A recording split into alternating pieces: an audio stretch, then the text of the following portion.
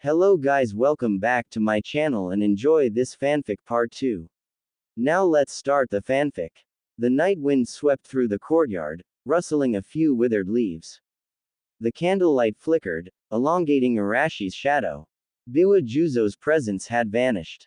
The butterfly, which had appeared from nothing, dissolved into specks of light and faded away. Arashi took a sip of the now cold tea and suddenly spoke, addressing the empty moon gate. How long do you think Biwa Juzo will be useful? There was no reply, only the whisper of the wind.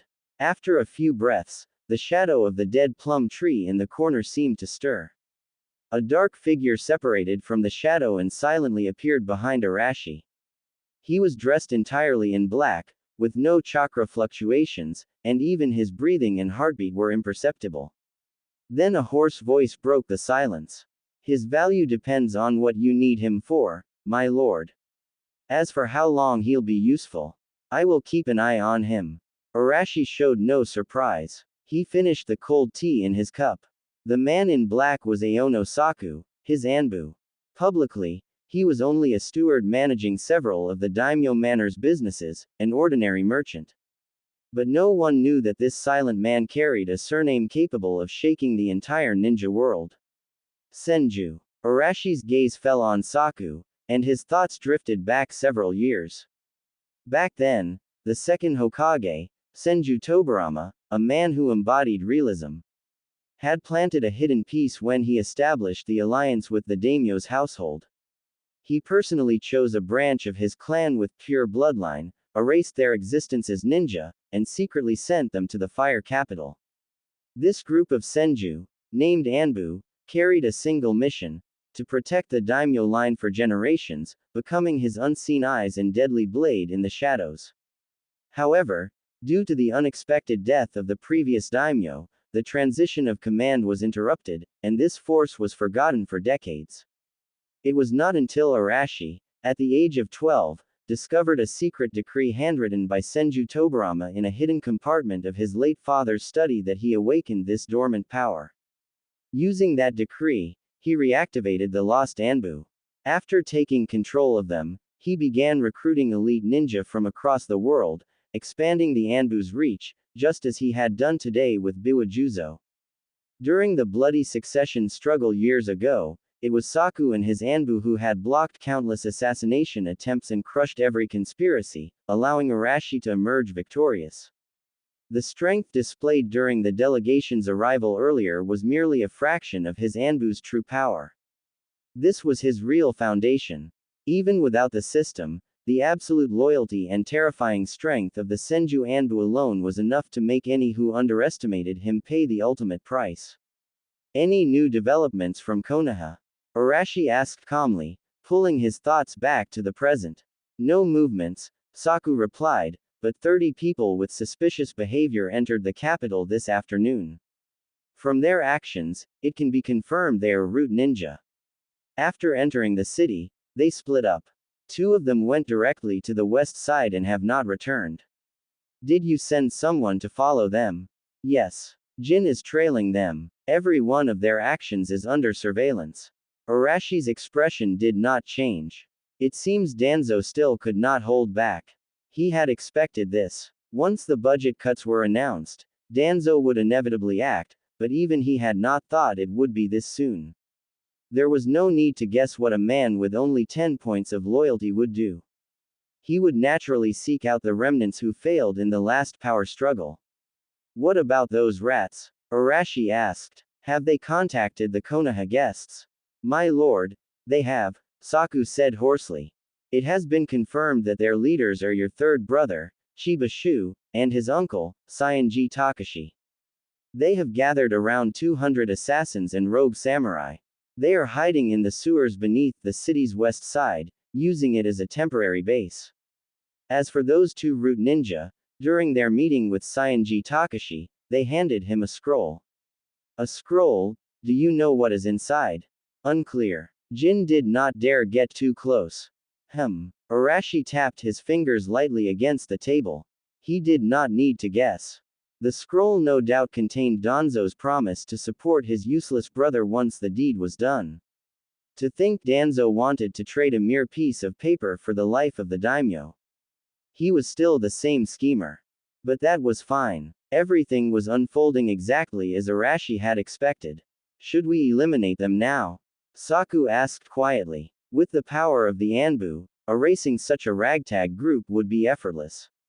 No. Arashi raised his hand to stop him. Fishing takes patience. Let them keep preparing. Whatever they lack, give it to them. I want them to grow arrogant, to believe destiny favors them and victory is in their grasp. I want every rat to crawl out of its hole that day. Arashi turned, the moonlight casting half his face in silver light, his gaze cold and murderous. Issue the order. Keep them under close watch, but do not alert them. It is time for the delegations from the 4 nations and those people from Konoha to witness the true majesty of the fire daimyo. As you command. Saku bowed lower, feeling the overwhelming and ruthless will emanating from his young lord. You may go. Yes. As soon as the words left Arashi's mouth, Saku's figure melted back into the shadows and vanished. The courtyard returned to silence. The sky was beginning to pale. A new day was about to dawn. And what awaited him was the day after tomorrow, the grand coronation ceremony prepared just for him. At the same time, Fire Capital, West Side, underground sewers. The cold, damp air carried a nauseating stench of mold and decay. A faint fire flickered over a dry stone platform, illuminating several twisted faces. Saionji Takashi held a scroll, studying it carefully. Beside him, a sallow-faced young man with sunken cheeks, Chiba Shu, watched impatiently.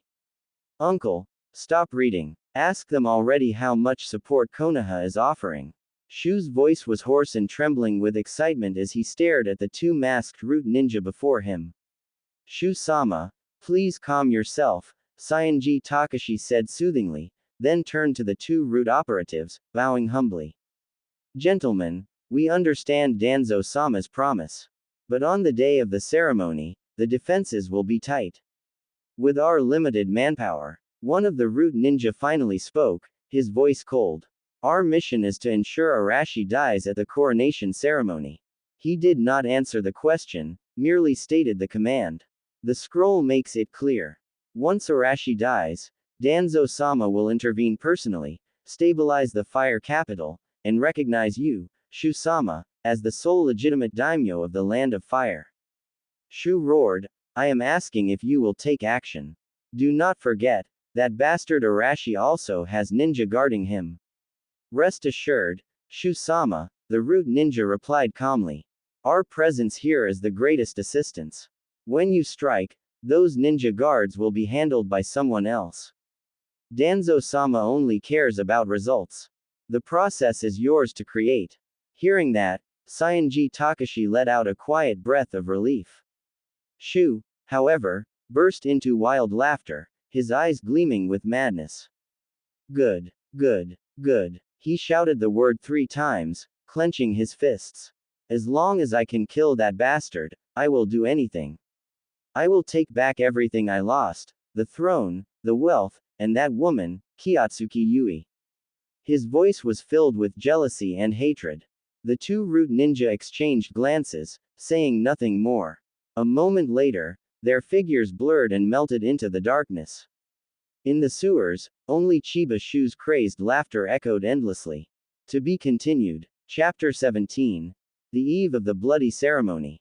The day before the coronation ceremony. Daimyo Manor, main hall. The hall was brightly lit, as if it were daytime. Hundreds of attendants and ceremonial officials moved about, yet the entire place was silent. Everyone's face carried a solemn expression. Arashi stood on the high platform in the center of the main hall. He wore a layered Junihito robe embroidered with golden flame patterns that shimmered in the candlelight. 2 elderly ceremonial officials knelt before him, carefully adjusting the hem of his robe. Your Highness, for tomorrow's ceremony, you must enter through the Suzukuman gate and walk 99 steps. When ascending the platform, your left foot must go first, symbolizing the treading down of the old and the creation of a new chapter. Chief ceremonial official Yamano's voice was aged and respectful, explaining every detail, afraid of even the smallest mistake. He had already repeated these instructions to Arashi no less than 10 times. Arashi stood motionless, his expression blank, letting them adjust his attire. These tedious rituals were utterly boring to him. Compared to the coronation itself, tomorrow's grand performance of executing the tyrant would be far more interesting. But to make that performance convincing, he had to play his part well. The young ruler about to take control of the world. His gaze drifted unconsciously toward the west side of the city. West of the city, underground waterways. This place was like another world entirely. A foul stench filled the damp air. Water dripped steadily from cracks in the stone ceiling, splashing into the murky channels below. In a corner, a fire flickered weakly. Over 200 samurai and ronin sat or stood nearby, silently wiping their weapons. The unsteady firelight reflected off their blades, illuminating their crazed faces. They were remnants of defeated factions from the succession struggle. Desperate men who had already gambled everything and lost. Saionji Takashi stood on a raised platform, frowning as he looked down at the foul water below. His thoughts were as chaotic as the sewage. Unease gnawed at him. A deep, restless unease. Behind him came the sound of labored breathing. Chiba Shu's eyes were bloodshot, his face flushed with feverish excitement. He stared fixedly at the only passage leading upward, like a wild beast caged too long, both restless and eager. Uncle, do you think we can really trust Danzo? His voice was hoarse, trembling with conflicting emotions. Trust. Saionji Takashi sneered inwardly. He knew better than anyone that a schemer like Danzo was simply using them. They were just a blade. And once used, a blade could easily be discarded. But they had no other path left. Saionji said nothing, merely lifting his gaze toward the distant Daimyo Manor. Daimyo Manor, Main Hall. When receiving the royal seal, you must raise it high above your head with both hands, then turn to face the civil and military officials, and face all the people under heaven. Yamano continued his endless explanations. As he turned to adjust the long sash behind Arashi's robe, and no one was watching, Kiyotsuki Yui, who stood quietly nearby, slipped out through a hidden side door. Her movements were quick, and she held a small folded paper in her hand. In an unnoticed corner of the corridor, she passed the note to an old servant trimming a bonsai, then calmly returned to her place. The entire exchange took less than a dozen breaths. When she resumed her position, her breathing was steady, her face unchanged, as if she had never moved at all. None of the guards or ceremonial officials noticed. Only Arashi, standing silently on the platform, revealed the faintest smile, one filled with amusement. He made no sound and did not even glance in her direction, as though nothing had happened. The subtle expression vanished in an instant. His consciousness spread outward from the Daimyo Manor, flowing across the city like a tide. He began observing other, more interesting lights. At the Konoha Annex, Minato's light shone brightly and steady. He was buried in Hokage paperwork, a diligent young man. Hiruzen's light was dimmer. He sat alone in his room, quietly smoking his pipe. And Danzo's light flickered coldly, like an ominous star. He was waiting too, deep in the sewers. Still no word. Chiba Shu suddenly turned and grabbed Saionji Takashi's arm, his nails digging into flesh. The man we planted in the city guard said he'd deliver the final defense map for the ceremony today. Don't rush, Saionji replied, forcing calm. At a time like this, you must keep your head calm. How can I be calm? Chiba Shu shoved him away, his face twisting in hysteria. Tomorrow. Tomorrow is that bastard's coronation. If we fail, we all die. I don't want to die. I am the true daimyo. That throne is mine, mine. His roar echoed through the narrow tunnel. The outlaws around him turned their heads, their eyes filled with a mix of pity and scorn. A wave of helplessness washed over Saionji. Was this truly the man he had chosen to follow? At that moment, a faint whistle sounded in the distance. It was their agreed signal. Everyone tensed, their eyes snapping toward the dark end of the tunnel. A man in civilian clothes stumbled toward them, his face glowing with excitement. Sir. Shu-sama. We got it. The defense map has been obtained. He presented a scroll as if offering a sacred treasure. Chiba Shu snatched it eagerly and unrolled it. Cyan-ji leaned in close. The scroll detailed the guard deployment for tomorrow's ceremony, the patrol routes, even the shift changes. Excellent. Chiba Shu's eyes gleamed with feverish light. Look here. The East Tower has the weakest defense. Our men can break through from there. And here, when Arashi ascends the platform, he'll only have 12 guards. We have just one chance. He jabbed his finger at the map, his voice rising with excitement. The air in the tunnel ignited. The outlaws' eyes burned with sudden fervor. But as Cyan-ji examined the overly detailed map, his unease deepened. Too smooth. Everything was going too smoothly. He pressed for the map's source, and when he learned it had been delivered by Yui, he finally exhaled in relief.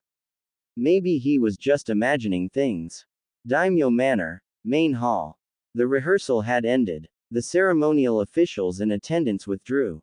Only Arashi and Yui remained. Arashi had shed the heavy robes and changed into his usual clothes, finally feeling at ease. He walked slowly to the hall's great doors and pushed them open. The night wind swept in, cool and clean. He looked down at the glowing city below. Countless lights stretched into the distance, forming a sea of gold. His gaze drifted past the rooftops and settled on the darkened west side of the city. The stage is set. His calm voice carried on the night breeze. Yui stood behind him, head bowed, her heart pounding uncontrollably. She thought he was reflecting on the ceremony. But something felt wrong. Arashi suddenly smiled, his tone laced with mockery. The bait has been cast, and the fish have taken it. Yui froze. What bait? What fish? Do you know why I kept you by my side? Arashi's voice echoed softly. Her lips parted, but she said nothing. He chuckled quietly. You think it's because of your beauty, don't you? He shook his head, his tone faintly pitying. Would a ruler keep an enemy close just for a pretty face? Kiyotsuki Yui, you overestimate yourself and underestimate me. A chill shot down her spine. Enemy. He even knew she was his enemy. You are beautiful, but that's all. In the world of power, beauty is the most useless thing. Arashi turned, the moonlight outlining his sharp features and deep, unreadable eyes. He walked up to her and placed a hand on her shoulder. His touch was gentle, but his gaze was icy cold. Now, we just wait for those rats hiding in the sewers to crawl into the cage I prepared. And to that, I should thank you. If not for you, this play wouldn't have started so soon. Each word struck her like a knife. Only now did she understand. The note she risked her life to send, the message she believed would change fate, it had all been part of his trap. He had never tried to stop her. He had simply let the trap spring shut on its own. An icy dread crept through her as her body trembled violently. A devil. He was a devil. Arashi watched her despair as though admiring a work of art. Moments later, he turned away. Guards. Take her away. Once the rats are caught, I'll deal with her myself. To be continued. Chapter 18. The Daimyo ascends the throne. The 47th year of Konoha, autumn. Calendar annotation. Auspicious for sacrifices, blessings, and enthronement. Before dawn, a thin layer of morning mist enveloped the fire capital. But the city had already awakened. Countless civilians poured into the streets, dressed in their finest clothes, faces beaming with excitement, forming a human tide that surged toward the city center. Mom, hurry up. Sanro said that today at the square, not only will there be blessing cakes, but Daimyo-sama's manor also prepared a huge pot of meat stew, and everyone gets a share. A half-grown child shouted, tugging at his mother's sleeve. Run slower, don't fall. The woman scolded, though her pace quickened. Looking at her son's new clothes, her face softened with maternal affection. If it weren't for Daimyo-sama waiving those harsh taxes and the city workshops paying fair wages, let alone new clothes, we wouldn't even know how to survive this winter. Ha! Food and clothing are nothing. The real thing is seeing Daimyo-sama with our own eyes. A burly, bearded man nearby laughed loudly. If not for Daimyo-sama, would we be living so well now? Ha ha ha. Yes, yes, my family has meat with every meal now, all thanks to Daimyo-sama's grace. Laughter and chatter filled the air. Brand new flame banners fluttered along the streets. Armored guards stood at every intersection, their postures firm and eyes sharp, yet their presence made the civilians feel secure. The sun pierced through the morning mist, casting golden light that gilded the city. Today was the day the new king ascended the throne. It was the day the land of fire turned a new page. Unlike the festive crowd in the square, the mood on the viewing platform was much more restrained. Envoys from the four great nations were already seated, and beneath their calm expressions, a silent tension lingered. The envoy from Kumo stood with his arms crossed, his face full of impatience. He looked at the dense crowd of civilians below, his expression openly disdainful. A bunch of lowlifes, and they're allowed to witness a grand ceremony like this. The land of fire grows more unruly by the day. The envoy from Iowa narrowed his eyes slightly, maintaining a calm composure. The envoy from Suna had a weathered face and said nothing. Behind him, a masked kunoichi vigilantly scanned the surroundings. In the delegation from Kiri, the young noble yawned lazily, his face gloomy. Juzo stood behind him, head bowed, no one knowing what he was thinking. From the corner of his eye, he occasionally glanced toward another guard, Mei Terumi. She was dressed sharply today, highlighting her graceful figure. Her face was calm and aloof, though her heart was far from tranquil. The sincere admiration and affection on the civilians' faces below puzzled her. In her eyes, weren't daimyo and nobles all bloodsuckers who exploited the common folk? Why was the scene here completely different from what she had seen in Kiri? On the other side, in Konoha's viewing area, Minato sat at the forefront, his golden hair glinting in the sunlight. Looking at the sea of people before him, each face filled with hope, a surge of emotion rose within him. The will of the people was the foundation of the land of fire. For the first time, he deeply felt the true weight of the words, nation, and people. Behind him, Hiruzen remained silent. The old man wore plain clothes, holding an unlit pipe in his hand. His cloudy eyes swept over the passionate civilians, then the alert guards, and finally rested on the 99 steps leading up to the supreme throne. That was once a place he had to look up to. And now, he was about to lose even the right to do so. In the corner, Danzo's single eye gleamed coldly. His hands, hidden within his sleeves, were clenched tightly. At the same time, on the east side of the square, in the underground wine cellar of a tavern. It was dark and damp, filled with the sour stench of fermenting wine. Nearly 100 desperados were crammed inside, the stench of sweat mixed with the odor of poison smeared on their weapons, creating a nauseating air. Shu and Takashi stood at the very front. Through the cellar's small ventilation shaft, they could hear the cheers outside, growing louder and louder. The sound was like red-hot iron needles piercing Shu's heart. Uncle, it started outside. His voice trembled, lips pale. Takashi's face was equally pale. He gripped Shu's shoulder tightly, growling, "Stay calm. Remember the plan. Wait for the bells. When you hear the 9th bell, that's our signal to move." Shu gritted his teeth, staring at the thin ray of light through the shaft, eyes bloodshot. The throne, Yui, wealth, they should all be mine. He roared silently in his heart again and again.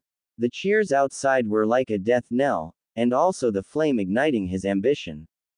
Dong. A deep, drawn-out bell chime echoed from the highest point of the daimyo manor, resounding across the entire city.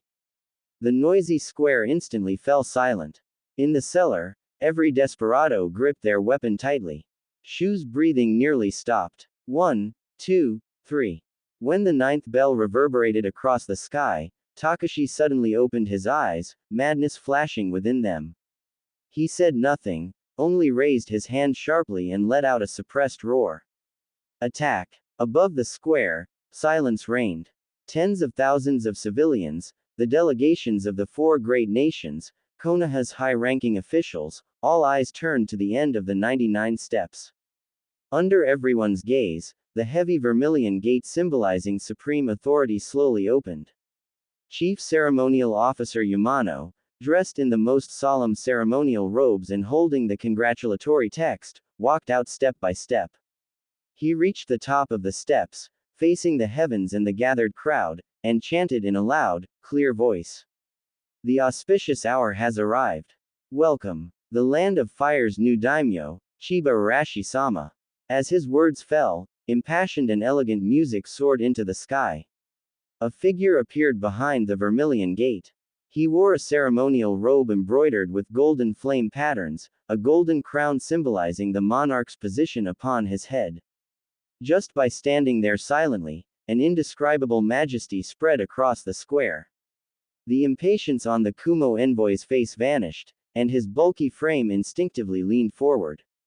A sharp glint flickered in the Iwa envoy's eyes. Minato was struck deeply. That bearing, that overwhelming presence, he suddenly realized the gap between the Hokage and the daimyo might be far greater than he had imagined. Arashi moved. His left foot stepped forward first. He ascended the first step. His pace was slow but steady. Each step echoed solemnly in the silent square. The civilians below unconsciously held their breath, faces full of reverence and awe. Step after step, Arashi climbed the 99 steps. He arrived at the elevated platform carved from a single massive stone. At the center of the platform, on a jade tray, a crystal completely crimson in color lay quietly. The national stone, a symbol of the nation's supreme power. Yamano's voice rang out again, trembling with excitement. Please, Daimyo-sama, accept the nation's stone, restore balance to the land and bring peace to its people. Arashi slowly stepped forward. He extended his hands, his movements solemn and deliberate. The entire square was so quiet that even a pin drop could be heard. Everyone widened their eyes, witnessing a moment destined for history. Arashi's hands were about to touch the national stone. At that exact moment, kill! A blood-curdling roar erupted. Kill that usurping tyrant. Avenge the former daimyo. Boom! The corner tower on the east side of the square exploded violently. The terrifying blast swept away nearby civilians. Dozens of dark figures burst out from the smoke. They wielded long blades, eyes bloodshot, charging madly toward the platform. Chaos erupted among the crowd. Screams and cries echoed through the air. Protect Daimyo-sama! The guards roared, forming a human wall against the attackers. But this was only the beginning. Move out! From the crowds in the west, north, and south, another 100 ambushers suddenly erupted. They formed a massive encirclement from all directions, their target clear, Arashi. The gleam of blades, flashes of steel, and blood instantly stained the sacred square red. An assassination attempt on the new king. A long-planned murder plot, unfolding under the gaze of all, had begun. To be continued. Chapter 19. Trapped. The plaza instantly turned into hell. People ran in terror, pushing and trampling one another in panic. The original joy and solemnity were shattered by the sudden assassination. Protect Daimyo-sama. The city guards closest to the high platform reacted first. They formed a wall with their bodies, raised their spears and shields, and roared as they charged toward the desperados emerging from the smoke and dust. Clang. Blades clashed with spear tips, sparks flying as hot blood splattered. Minato. Hiruzen stood up abruptly, the pipe in his hand cracking. Minato's golden hair fluttered as his figure flashed, about to rush forward. The Konoha ninja all rose at once, their killing intent flaring as they prepared to assist. But just as they were about to move, whoosh, whoosh, whoosh, a series of sharp sounds came from all around. More than 10 dark figures silently appeared in front of them, blocking their way. They were dressed in the daimyo manor's guard uniforms, yet an eerie aura radiated from them, the smell of blood thick in the air. Everyone, please calm down. The leading dark figure's voice was hoarse. He didn't turn around, only extended a black-gloved hand in a halting gesture. Minato's forward motion stopped abruptly, his golden eyes filled with shock. Their concealment was flawless. Even he hadn't noticed them before now. In that brief pause, the assassins broke through the city guard's defense line. With sinister grins, they were about to step onto the high platform. At that very moment, another wave of sharp sounds filled the air. Whoosh, whoosh, whoosh. From beneath the high platform, behind the pillars of the main hall, and even from cracks in the stone floor, over 30 dark figures shot out. They were silent, carrying a chilling killing intent, like a vast net that instantly closed around the high platform. Clang, clang, clang. Intense sounds of metal clashing erupted all at once. The battle on the high platform turned fierce in an instant. Over 30 Anbu engaged the assassins. Amidst the flashing blades, they drove all the attackers off the platform. This sudden development made Shu and Takashi, who were hiding in the crowd, extremely anxious. In their plan, this was supposed to be a lightning-fast strike. But the surrounding guards had already begun to reform their encirclement, cold spear tips closing in from every direction. If they delayed any longer, everything would be lost. Under immense pressure, Shu's psychological defenses completely collapsed. He looked like a madman, his crimson eyes fixed on the viewing platform as he roared with all his might. Danzo-sama, Shimura Danzo, you promised me. Where are your people? Hurry up and act. His roar silenced the entire plaza. On the viewing platform, the envoys from the four nations looked bewildered, and the people of Konoha could barely hide their shock. Act! A sharp shout came from behind the Konoha delegation. Boom! After a brief silence, nearly 30 figures wearing pure white masks suddenly erupted from among the fleeing civilians in the plaza. Root! Their movements were swift and coordinated. Ignoring the surrounding guards trying to stop them, their short blades drew arcs of death as they charged straight toward the high platform. This sudden turn instantly broke the balance of battle. The root ninjas and desperados converged, and with unstoppable force, they stormed the high platform. Above the high platform, blades flashed, flesh and blood flew, and killing intent filled the air. Wind release, vacuum sphere.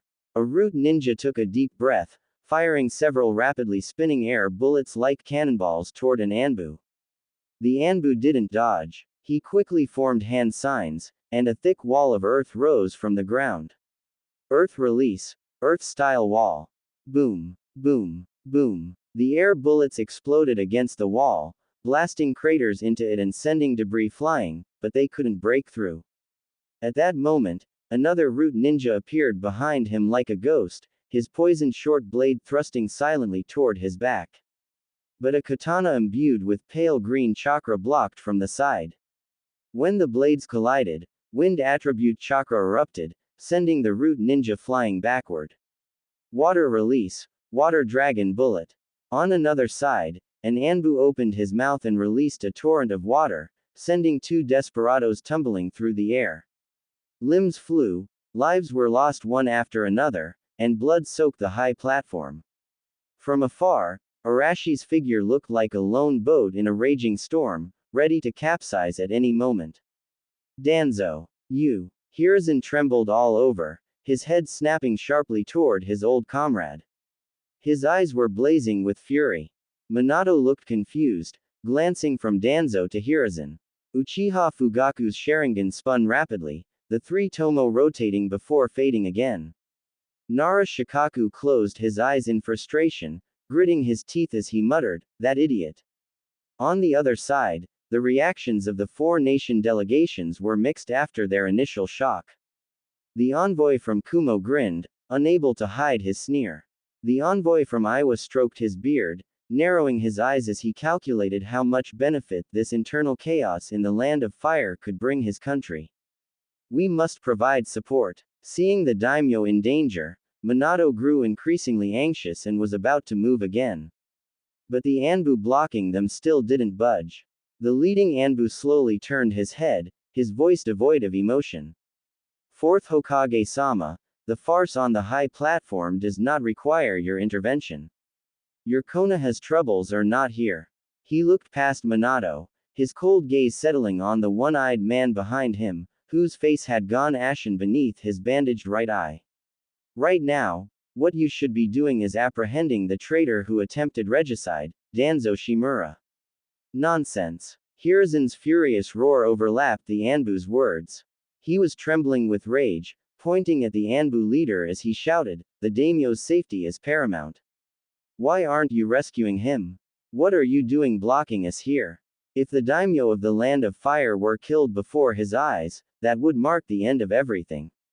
He, the third Hokage, would become a sinner of the Land of Fire." Minato urgently added, "That's right. Save the daimyo first. We can discuss other matters later." But no matter what Hiruzen and Minato said, the Anbu leader remained silent, still blocking them firmly, which only made their anxiety grow. Others in the Konoha camp, however, had different thoughts. Fugaku's eyes flickered as he quietly gestured to his clansmen beside him, signaling them to observe. In his view, this might be an opportunity. The new daimyo was too powerful, constantly suppressing Konoha. If he died, and that fool Shu supported by Danzo took over, it might not be bad for the Uchiha clan, or even for Konoha as a whole. A weak daimyo would benefit Konoha far more than a strong one. Hyuga Hiyashi's face was ashen, his Byakugan clearly observing something, yet he also didn't move. Nara Shikaku rubbed his forehead in frustration, muttering to himself. He had already seen through the chessboard behind this assassination. Daimyo. Traitor. Danzo. Konoha's high command. One wrong move, and everything would collapse. The Konoha shinobi's hearts wavered, none able to make an immediate decision. Above the high platform, the bloody battle only grew fiercer. To be continued. Chapter 20. Turtle in a Jar. The addition of the root ninjas was like a sharp blade, tearing through the Anbu's defenses. The tide of battle instantly reversed. The desperados who had been suppressed below the platform surged upward again under the leadership of the root ninjas, engaging in a bloody struggle with the Anbu. Kill. Seeing the path to the high platform open, Shu's suppressed roar erupted into a bellow. He gripped his blade, his bloodshot eyes locked on the richly dressed figure standing on the platform, and led his last dozen loyal retainers in a charge. The few remaining city guards blocking the way could only fight while retreating. There were no more obstacles ahead. Victory was within reach. Arashi. Shu, like a madman, roared as he charged. "You thief! Bastard! Do you see this? This is the will of the people. This is divine will. No one will obey a tyrant like you. Today, I will drag you down from that position that doesn't belong to you, in front of the entire world." His roar echoed across the square, clearly reaching the ears of everyone in the viewing stands. In the viewing area, Danzo stood up, his single eye staring past the chaos ahead, directly at Hiruzen. "It's all over, Hiruzen." His voice was calm and resolute. "For the future of Konoha, sacrifice is necessary. This new daimyo is too strong, and his ambition already threatens the village. Above the Hokage, there should be no one else giving orders." Hiruzen trembled all over, pointing at Danzo, his lips shaking, unable to utter a word. He had never imagined Danzo's audacity would reach such heights. No warning, no testing. This was a direct killing blow. It was regicide. "Mad. You madman." Hiruzen's voice was hoarse. "I am doing this for Konoha." Danzo repeated, his tone unshaken. He looked at Arashi, who was surrounded by assassins, as if he were already dead. "After he dies, Shu will take his place. A weak and incompetent daimyo best suits Konoha's interests. Then, I will personally explain to the entire ninja world that this was a righteous act to restore order. And you, Hiruzen, all you need to do is watch." On the high platform, Shu finally reached Arashi.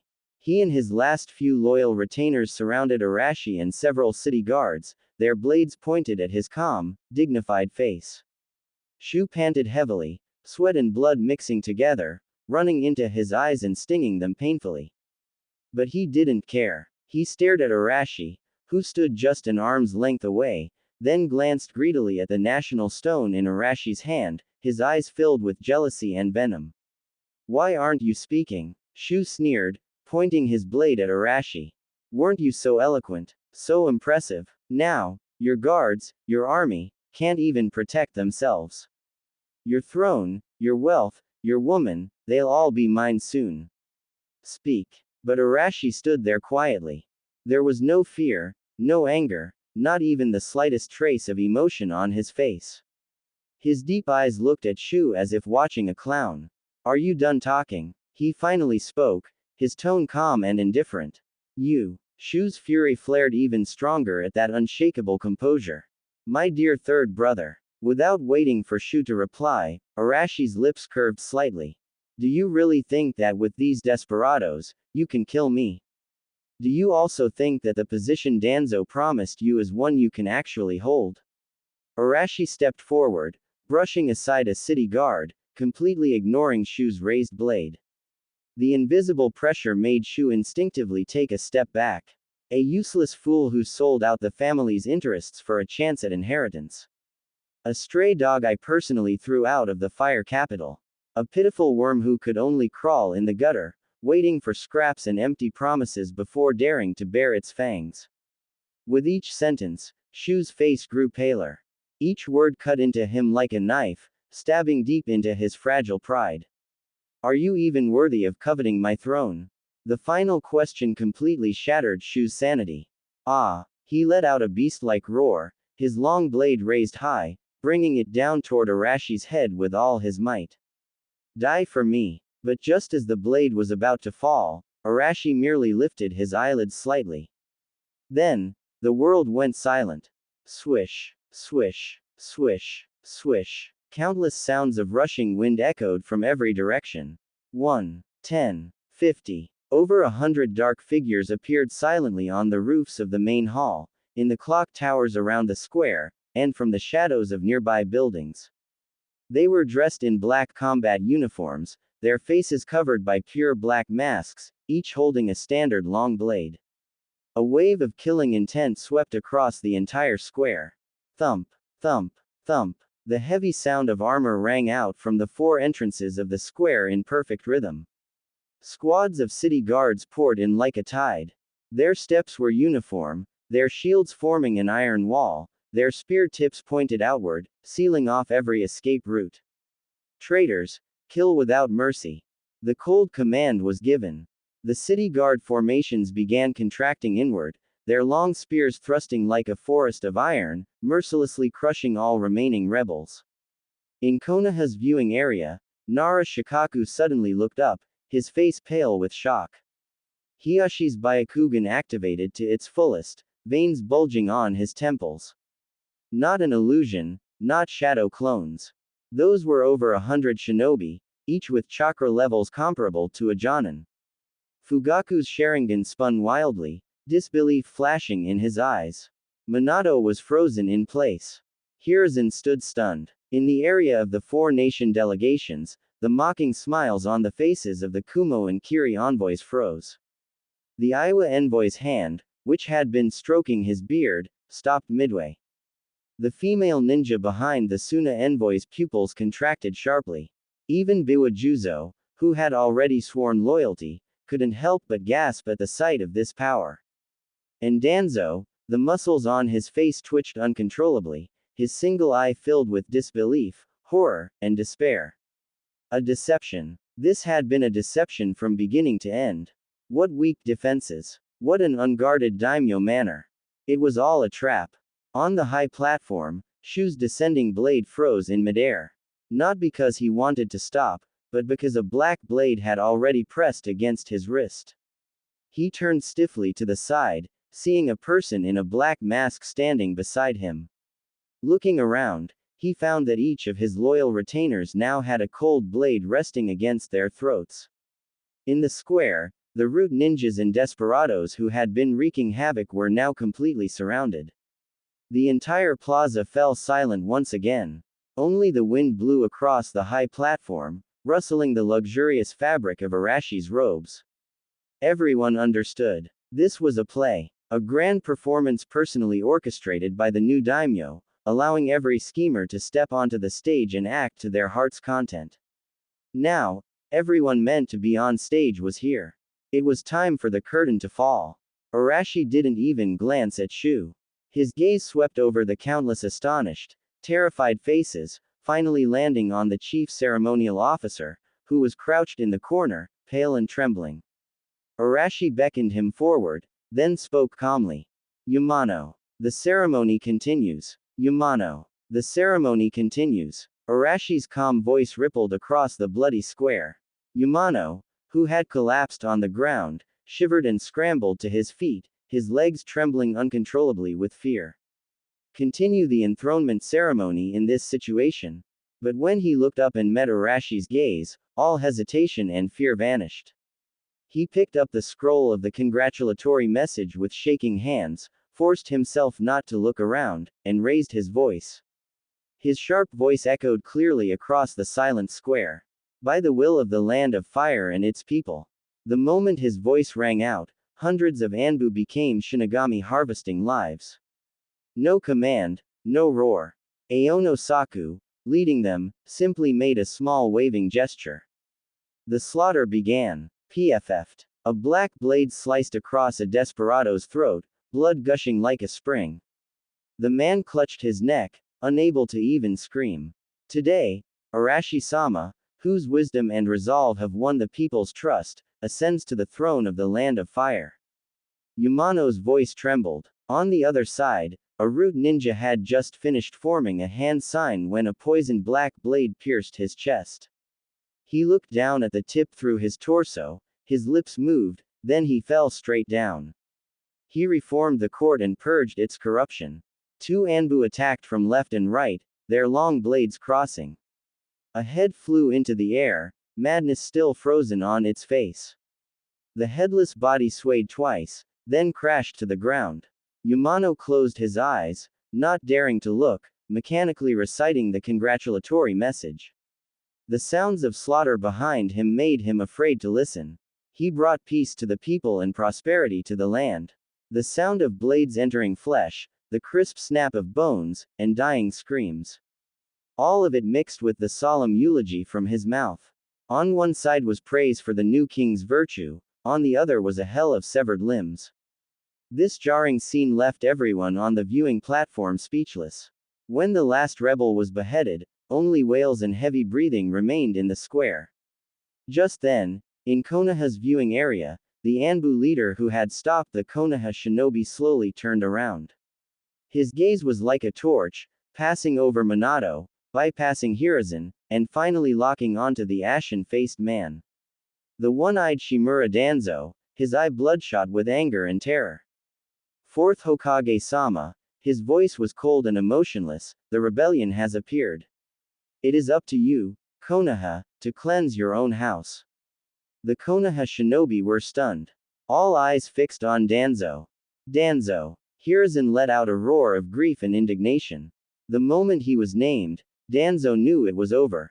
Without hesitation, he turned and fled. Stop him. For Konoha. Several quick-reacting Konoha shinobi roared and gave chase. Among them were Hyuga, Uchiha, Yamanaka, Aburame, and others who had long been dissatisfied with Danzo. This was the best chance to show loyalty to the new daimyo. Protect Danzo-sama. Around Danzo, the few remaining root operatives screamed and turned to face their pursuers without hesitation. Wind release, vacuum wave. Secret technique, mind-body switch technique. But they faced dozens of furious comrades from Konoha. A root ninja had just spewed wind blades when a Hyuga's gentle fist struck all his vital tenketsu, his chakra stagnating instantly. A moment later, 3 or 4 kunai pierced his throat. Another root ninja from the Yamanaka clan tried to seize control of his opponent's mind but was kicked in the head. His skull caved in, and blood and brain matter splattered. The battle started fast and ended even faster. In just over a dozen breaths, all those root operatives lay in pools of blood. Danzo was surrounded in the center of the square. He clutched his bleeding right arm, panting heavily, his single eye sweeping venomously over everyone around him. Danzo. You bastard. What are you trying to do? Udatain Kaharu trembled with rage, pointing at him and sharply questioning him. You have shamed Konoha completely. Surrender now. Mitokado Homura's old face flushed, filled with pain and indignation. Hiruzen walked forward step by step. He looked at his lifelong comrade, both friend and foe, now so wretched, and his heart tangled with emotion. He opened his mouth, but no words came out. Strike him. His mind flashed back to the war-torn years, two young men back to back, sharing their last soldier pill. Hiruzen, keep going, you must survive. Danzo, we will protect this village together, until death. The vows of old still echoed in his ears, yet now he had to personally kill the close friend who had grown up with him. He could not do it. The massacre in the square had ended. Yamano's recitation had reached its last sentence. Now he ascends the throne to rule the realm. May the will of fire shine across the land. After he finished, his legs gave out and he collapsed. The entire square fell into eerie silence again. Arashi took the scroll. He held the national stone in one hand and the congratulatory message in the other, slowly walking to the edge of the high platform. Hey, is it not over yet? In an instant, all eyes converged on him. The next moment, they focused again on Danzo, who was surrounded, and Hiruzen, who continued walking toward him. At this moment of heightened attention, the Anbu leader appeared beside Hiruzen like a ghost. Third Hokage-sama, his voice was not loud, but it pierced Hiruzen's heart. This is an internal affair of your Konoha, a calamity you indulged. He raised a hand and pointed. First to the civilians trampled to death in the chaos, then to the four nations' delegations. The faces of those delegates wore the expressions of spectators. Everyone is watching. It is you who must cut out this cancer and prove to the world that Konoha can still be saved. Or do you want my liege to take action personally and cleanse your house for you? To declare to the world that you Konoha shinobi cannot even deal with your own traitors? The words were damning. Hiruzen's body trembled, his vision blurred. He understood the meaning. If he did not act, the Daimyo would. For the Daimyo to personally clean up a Hokage advisor would be an immense humiliation. He could feel the gazes from the delegations around him. Pity, schadenfreude, and disdain. Konoha's glory, the Hokage's dignity, were shattered at this moment. The Anbu leader's voice rang out again, not loud, but very clear.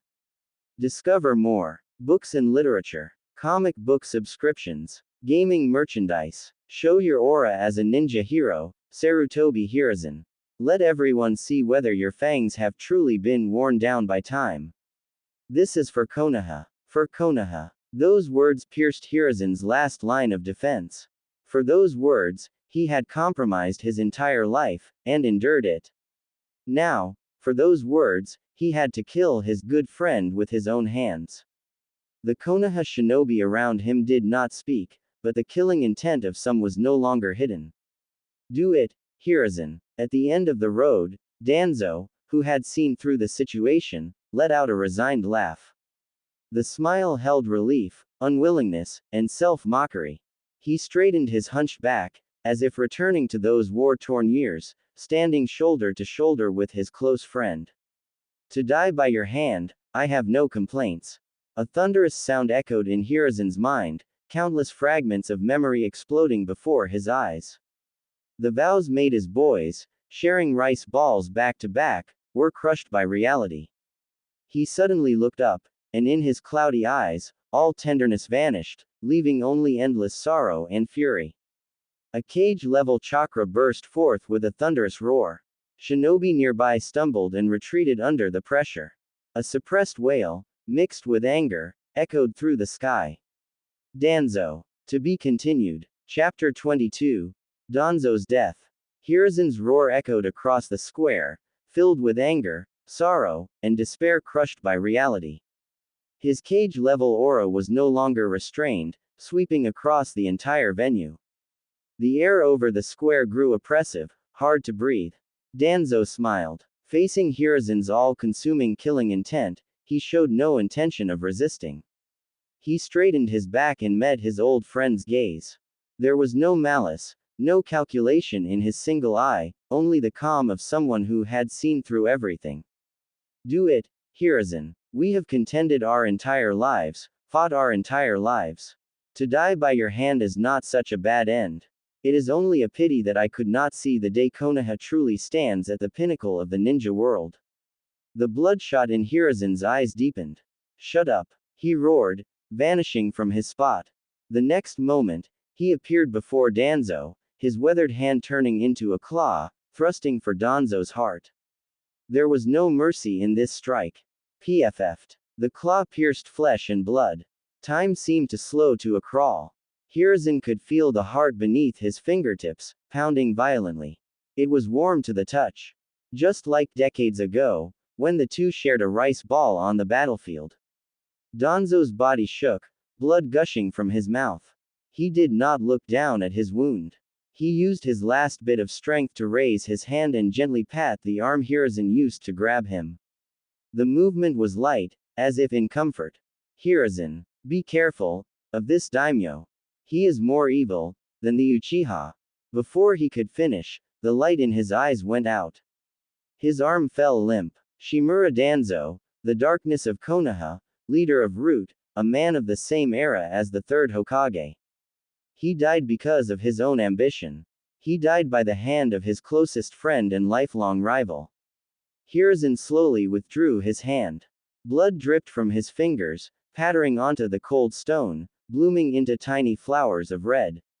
He stared blankly at Danzo's corpse, tears already streaming down his face. He stood there without moving, letting the wind ruffle his hair. Up close, more than half his hair was white. The ninja hero looked 20 years older in that moment. The surrounding noise could not break the silence here. The Konoha shinobi watched, their expressions complex. Sadness, anger, bewilderment, and an unspeakable sense of relief. Minato clenched his fists, nails digging into his palms. Hiruzen's lonely figure pained him. But he knew that from the moment Danzo rebelled, this outcome was already decided. On the high platform, Arashi watched without a ripple on his face. It was as if only an annoying insect had died, not a Konoha Hokage advisor. He turned to the four nations' delegations on the viewing platform, clearly seeing the looks on their faces. Seeing the daimyo look over, they all lowered their heads. The Kumo envoy's mockery had vanished, fine sweat beading on his forehead. The Iowa envoy no longer stroked his beard. His hands hid in his sleeves, trembling slightly. The Suna envoy's eyes held more apprehension than shock. The Kiri envoy was equally fearful, not daring to meet his gaze. Mei trembled slightly. The cruelty and bloodshed of the hidden mist were visible struggle and tyranny. But this man before her, with his silent machinations, was unseen. He shed little blood, led them into his trap, and made Konoha's two giants kill each other, turning a ninja hero who had shaken the ninja world into a wretch who murdered his friend in front of everyone. Such methods, such a heart, made her feel that whether it was Kurigakure, or the resistance she and Genjutsu had formed, it all seemed like a child's game. Arashi was satisfied with their reactions. This was precisely the effect he wanted. Kill one to warn 100, deter all sides. He slowly raised his hand, his voice sounding again, not loud, but reaching every corner of the square. Saku, your subordinate is here. The Anbu leader, wearing a black mask, appeared silently behind him and knelt on one knee. Clear the battlefield, collect the civilians, remains, give them proper burial, and compensate their families. As for all rebels, display their heads at the city gates for 3 days. And the masterminds. Arashi's gaze fell on Saionji Takashi and Chiba Shu, who had long since collapsed into terrified heaps. Compared to Shu, Saionji still had some defiance. Though his legs trembled, he refused to collapse, glaring with hatred. Saionji Takashi, beheaded and displayed. Exterminate his clan. Chiba Shu, bind his limbs, silence him, and consign him to the state prison. Let him live and watch how my land of fire grows stronger day by day. Yes. Aono Saku accepted the order and signaled for men to take them away. Arashi, you will die a terrible death, you. As his fate was declared, Saionji cursed, only to be punched in the mouth by an Anbu, blood and teeth flying. Shu trembled violently, extreme fear in his eyes. He made a gurgling sound, unable to beg for mercy. Ignoring the dying dog's barking, Arashi looked toward the Konoha camp, his gaze landing on Minato. Fourth Hokage. Minato's heart tightened and he straightened instinctively. Daimyo-sama. The third Hokage is exhausted. Take him back to rest. Arashi's tone was flat. I do not wish to see a second internal strife in Konoha. Remember that. A warning that disregarded the other party's status. After what had happened, Minato bowed. Yes. In that moment, the era belonging to the daimyo began. Arashi nodded in satisfaction. He looked at no one else and slowly walked back to the center of the high platform. He raised both hands, solemnly lifting the national stone that symbolized the highest authority of the Land of Fire. Sunlight spilled down, and the intricate flame patterns on the stone seemed to come alive, burning brightly in his palm. He held the national stone high. Facing the multitude. Facing the world. The ceremony is complete. As the chief ceremonial officer shouted, the tens of thousands in the square fell silent for a heartbeat, then erupted in cheers like a crashing tide. Long live Lord Daimyo! Long live the Land of Fire! Perhaps they did not understand politics or schemes. But they had seen with their own eyes how the daimyo crushed the rebellion with thunderous means, protecting their peace. That was enough. Amid the deafening cheers, a faint blue curtain of light, visible only to him, slowly unfolded before his eyes. Ding! Main quest. Lord of the Land of Fire, Stage 2, has been completed. Quest evaluation. Perfect, with lightning speed, in the spotlight of all, cleared internal and external enemies, established the daimyo's supreme authority, and deterred petty schemers from all directions. Quest rewards are being distributed. Congratulations to the host. You have received the reward. Economic Policy Sandbox. To be continued. Chapter 23. White Silk.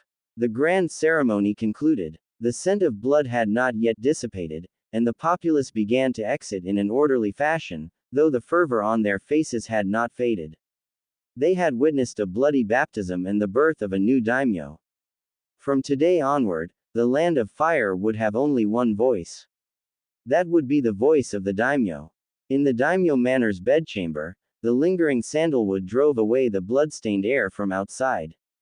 Arashi was already dressed in loose black casual clothes, leaning against a soft couch covered with snow-white fox fur. He held a cup of clear tea, a maid fanning him from behind, his expression leisurely and content.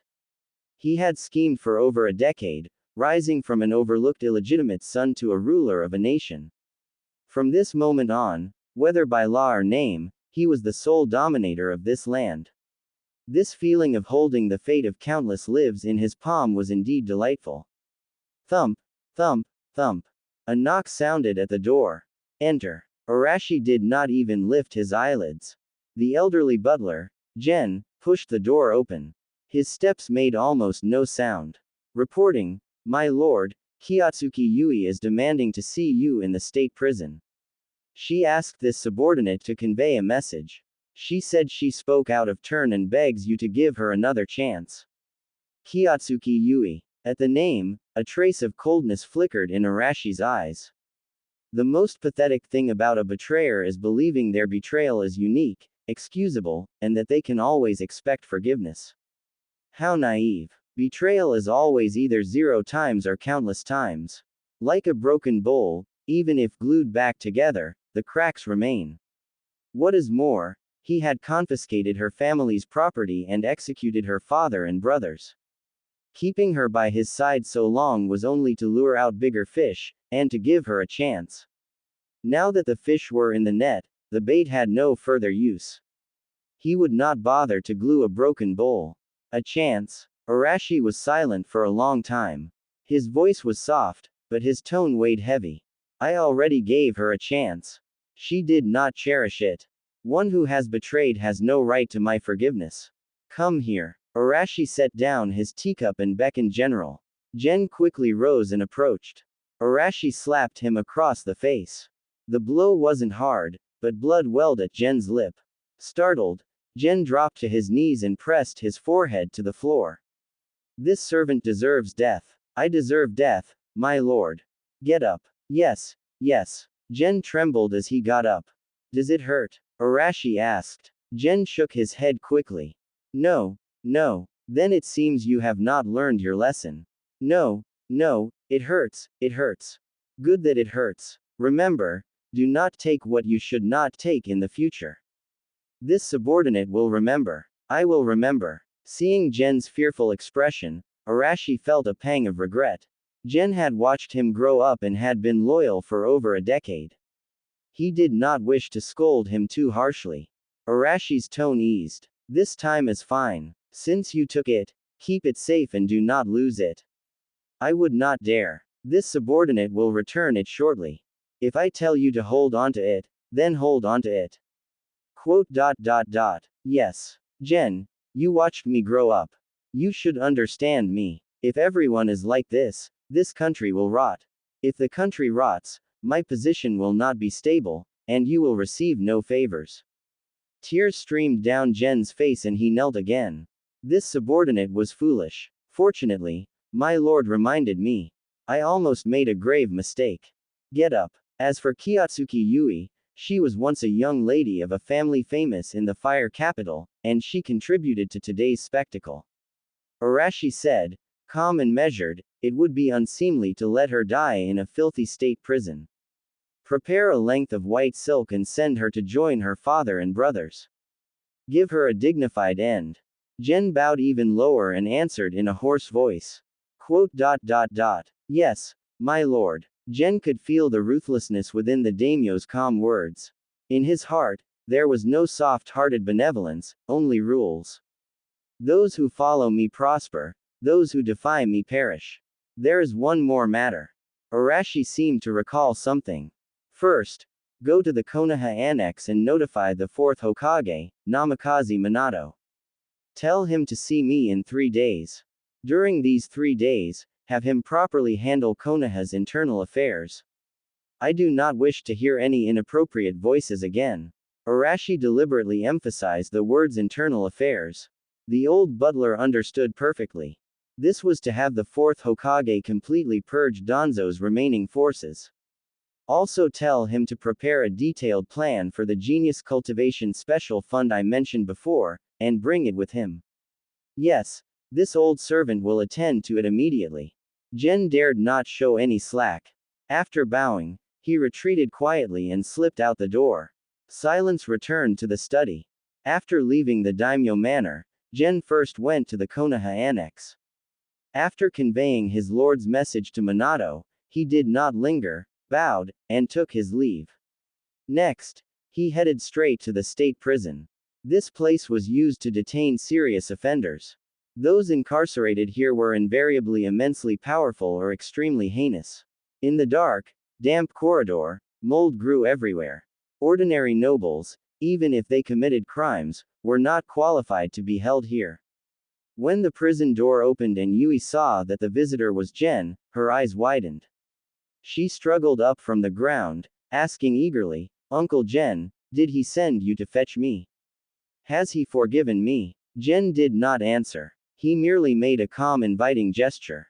Then he led Yui out of the state prison. Along the way, Yui followed anxiously.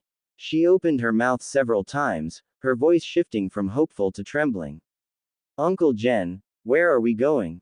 My lord, is he willing to see me? Jen remained silent throughout. The carriage did not head toward the Daimyo manor, but stopped in front of a mansion that had long been sealed, where weeds had begun to grow. When she saw the familiar gate, the last trace of color drained from Yui's face. She was not a fool. She understood immediately. No, no, I am not going in. She shook her head frantically, tears streaming down her face. Uncle Jen, I was wrong, I truly was. Please, take me to see my lord. I'll kneel and beg for his forgiveness. Please. She knelt, clutching Jen's trousers, pleading incoherently. A trace of pity flashed in Jen's eyes, the regret of watching a young life walk toward death. He sighed softly, his voice hoarse but unwavering. Young Miss Yui, this path was your choice. He helped her up and handed her a set of clean, beautiful clothes, his tone helpless. My lord, out of old sentiment, has left you your final dignity. To complete your last journey cleanly in your own home is better than rotting in that filthy prison. Jen led her into an inner room that had been cleaned. On a low table, a strip of white silk was neatly placed. Yui's body went limp, all strength leaving her. This old servant merely follows orders. Jen said one last sentence, then his aged figure slowly retreated and closed the door. Outside the door, he stood silently, like a stone statue. A long while passed. A metallic sound came from inside. Only when the last echo faded did he turn and enter. After confirming that Yui was dead, he had her body taken away, then left. His figure once again merged into the night. To be continued. Chapter 24. Children. Arashi stretched and sat up from the soft couch. After dealing with miscellaneous matters, it was finally time to tally the gains. He dismissed all the maids.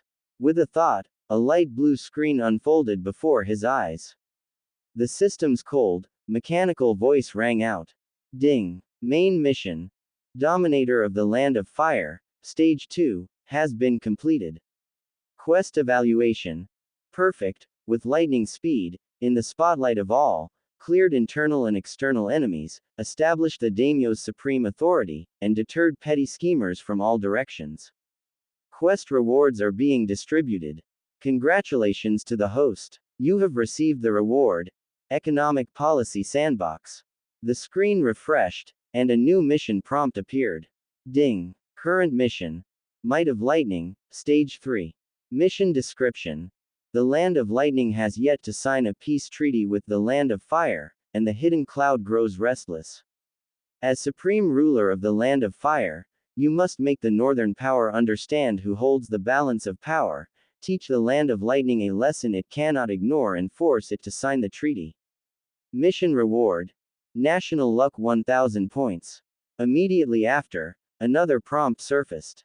Ding. Detected that the host's foundation is established, but the legacy is unstable. Triggering a side mission. Side mission. Eternal Foundation. Expand the lineage, strengthen the fire's future. Mission description. The stability of a nation rests on its foundation. As the founder of a new era, only a lasting bloodline can secure the throne and prevent future unrest. Expand your household, raise heirs, and strengthen the roots of the Land of Fire, build the legacy that will endure for generations. Mission reward. For each excellent bloodline born, the host will receive random rewards such as extended lifespan and enhanced physique, and unlock the Imperial Education template. The previous mission was quite normal. Hegemony. After all, the system was the Daimyo system. Such a mission was expected. The latter mission, however, was less conventional. But Bloodline Legacy did remind him that an empire of one person is ultimately lonely and fragile. To establish a truly enduring dynasty, a rock-solid foundation was needed. This mission came at the right time. His gaze then fell on the newly acquired reward, the Economic Policy Sandbox. With a thought, the screen before his eyes transformed. A three-dimensional sandbox model floated into view. Mountains and rivers, cities and villages. The entire geography of the ninja world was displayed upon it. He could even see faint glows representing population flows between cities. This was not just a model, but a living microcosm. Function description. 1. Macro simulation. The host can test any economic policy, such as tax rate adjustments, infrastructure investment, and trade agreements, on the sandbox. The system will use existing data to simulate chain reactions, economic growth or recession curves, and changes in social stability over the next 3 years. 2. Precise strike. Target specific countries, families, trade guilds, or individuals, and simulate operations such as economic blockade, asset sniping, and supply chain disruption. 3. Opportunity insight. The system will analyze economic data of various countries in real time, automatically identifying high-return investment opportunities, potential trade partners, or exploitable economic loopholes. Looking at these descriptions, Arashi's breathing paused. If Talent Scan allowed him to control people's hearts, Then this economic policy sandbox was his sharp sword for conquering the ninja world. Setting aside the god-tier battles that marked the end of the Hokage era, every great ninja war before it was, at its core, a contest of wealth, resources, and national strength. With this sandbox, he possessed a god's eye view. He could cripple a nation economically before a war even began. Compared to the long-term plan of expanding the lineage, which required time, striking at the defiant land of lightning mattered more now. Might of lightning. Perfect. He would use this new tool to weigh the land of lightning. To see how hard their bones were. Arashi's finger traced the sandbox. He pointed to the northeastern corner of the map, at the nation ringed by mountains and thunderclouds. Activate the economic policy sandbox. Simulate a comprehensive economic blockade against the land of lightning, and deduce all possible countermeasures. Ding. Command confirmed. Initiating game theory deduction mode. Loading land of lightning high-level decision-making model, core, 4th Reikage, A. Deduction begins. Buzz. Above the sandbox, red lines representing the land of fire spread, weaving into a vast net that tightly enveloped the land of lightning. Several blue arrows shot out from within the land of lightning, striking the red net and creating ripples. New data streams and text rapidly refreshed to the side. Game theory deduction results. Phase 1, 0 to 3 months, economic impact and military deterrence. Our actions. The land of fire, allied with the land of wind and the land of earth, imposes a trade embargo on the land of lightning. Enemy response, economic. The land of lightning's economy is hit. Pillar industries like iron ore stagnate. Domestic prices may rise by 200% within 3 months. Enemy response, military. The 4th Reikage may gather Hidden Cloud's main forces at the border to conduct high-intensity military deterrence and force negotiations through the threat of war. Phase 2, 4 to 6 months, internal unrest and external harassment. Our actions. Maintain the blockade and dump goods via the black market to worsen inflation inside the land of lightning. Enemy response, economic. Large-scale unemployment erupts and social conflict intensifies. Hidden Cloud may dispatch elite squads to attack the land of fire's trade routes to neutral small countries through looting and sabotage, attempting to damage the land of fire's commercial credibility. Enemy response, stability. The 4th Reikage uses iron-fisted methods to suppress nobles advocating peace, further stimulating war potential under centralized control in the short term. Phase 3, 7 to 9 months, political division and diplomatic breakthrough. Our actions. Continue pressure and secretly fund opposition nobles inside the land of lightning. Enemy response, political. Peace-favoring nobles may clash fiercely with the war faction, splitting the land of lightning's high command. Enemy response, diplomatic. The land of lightning may secretly approach the land of wind, promising to supply specialized metal ores long-term at 30% below market price, attempting to break the Fire-Wind-Earth economic alliance. Phase 4, 10 to 12 months, full stalemate and multi-party involvement. Our actions. Increase military and financial aid to the opposition in the land of lightning and instigate internal rebellion. Simultaneously maintain a high-intensity border confrontation to deplete national power. Enemy response, war. The 4th Reikage shows overwhelming control, forcibly integrating domestic resources and forming a brutal confrontation with rebel forces. The war enters full stalemate. Hidden Cloud elites and rebellious noble armies clash in multiple regions, rapidly draining national power. Other nations' reactions. Land of Wind. As an ally of the Land of Fire, it likely maintains the blockade and receives significant technical and material assistance, steadily increasing national strength. It is content to see fire and lightning confront each other. Land of Earth. Publicly stays neutral and honors the blockade, but may secretly dispatch shinobi disguised as rogues to contact both sides in the land of lightning, selling arms for profit and keeping an ambiguous stance. Land of Water. Long isolated, after Kurigakure detects continental tension, it may frequently dispatch reconnaissance units to infiltrate the Land of Fire's coasts, gathering intelligence and waiting for an opportunity. Disclaimer. This deduction is based on the target's predetermined high-level personality and decision-making model. The system is not responsible for deviations caused by sudden changes in personality or unknown variables. Arashi noticed the frequent use of the word may in the deduction. No wonder the system included a disclaimer. However, this was sufficient. He did not need the disclaimer. He would use the deduction as a reference, not adopt it wholesale. With 5 nations and countless people involved, the variables were too great. Looking over the detailed report, Arashi's smile deepened. To be continued. Chapter 25. My rules are rules. The day after the grand ceremony, the sky over the fire capital was clear. Yet the bloody pall over the courtiers' hearts had not faded. At dawn, the civil and military officials had already assembled outside the Daimyo manor, each one standing in silence. The heads that had hung on the city gate yesterday, and the prince whose limbs were crippled and dragged away, were burned into everyone's memory.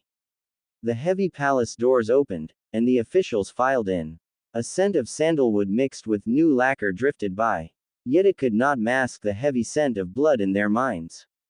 The officials took their places according to their new ranks, each bowing their heads, even deliberately slowing their breathing. Daimyo-sama has arrived. The attendance announcement rang out, and all the courtiers' bodies tensed. Arashi, dressed in a dark, gold-patterned daily robe, emerged from behind the hall. He wore no crown, his dark hair casually tied, his steps unhurried, his expression calm. It was as if yesterday's slaughter had nothing to do with him. The calmer he appeared, the more awe the officials felt. Greetings, Daimyo-sama. Led by Ito of the Ministry of Internal Affairs, all the officials knelt in unison, foreheads pressed to the tiles, voices in harmony. Rise. Arashi's voice was faint, emotionless. He walked to the throne and sat, his gaze sweeping over the slightly apprehensive faces below. Today is the first Grand Court Assembly. If you have anything to report, speak.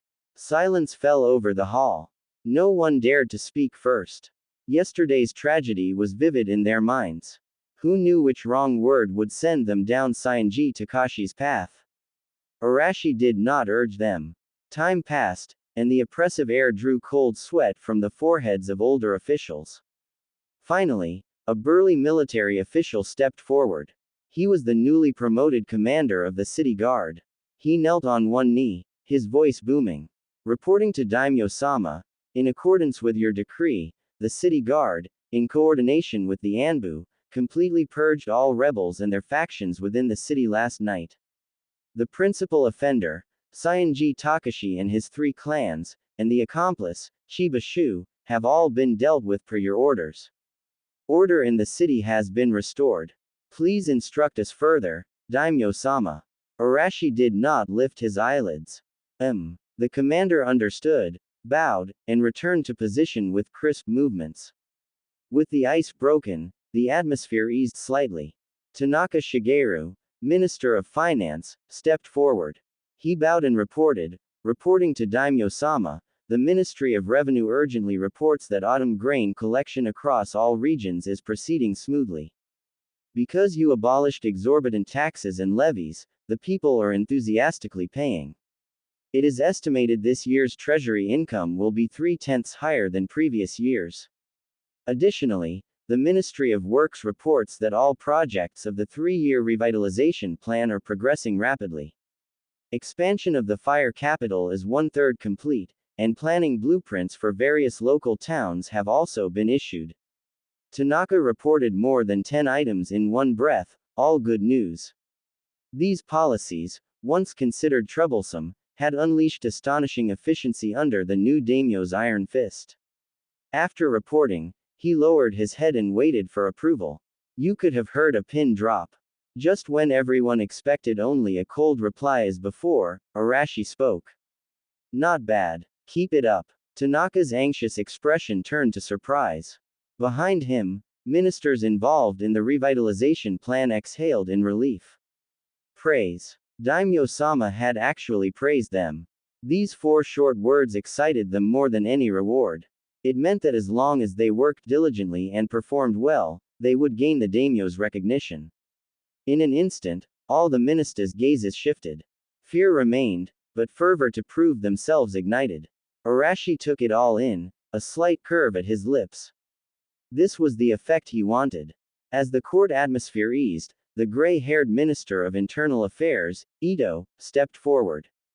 Your subject Ito has a memorial to present. Speak, Arashi said. Daimyo-sama, you have struck down foes both within and without with thunderous might, your achievements unmatched through the ages. Now that the new order has been established and good governance has already taken root, this humble minister believes we should follow precedent and proclaim a general amnesty across the land. It would reflect your mercy and bring peace to the people's hearts. Many ministers nodded. A general amnesty was customary for a new monarch, a way to win hearts and gain reputation with no downside. In their view, the killings yesterday were too severe, and it was time to use conciliatory measures. Arashi chuckled softly, his tone turning cold. Mercy. My mercy is for law-abiding, hard-working citizens. It is for civilians who lost loved ones and were displaced by war. It is not for criminals who steal, rob, and oppress their communities. He looked at Ito, prostrate on the floor. Criminals are criminals. Since they violated the laws of the Land of Fire, they should reflect on their crimes in prison. Releasing them to continue harming my people, what benevolence is that? Ito trembled, his back soaked with cold sweat.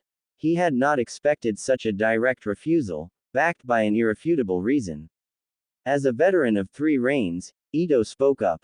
But, Daimyo-sama, since ancient times, new rulers have followed this precedent. It is a long-standing custom that marks the dawn of a new era. Customs? Arashi interrupted, leaning forward slightly. From the moment I took this seat. My rules are the rules. His voice was not loud, but it struck everyone like a hammer. Lord Ito, are ancient precedents more important, or are the heads on the city gate more convincing? Ito's mind went blank, as if struck by lightning. Those calm words almost suffocated him.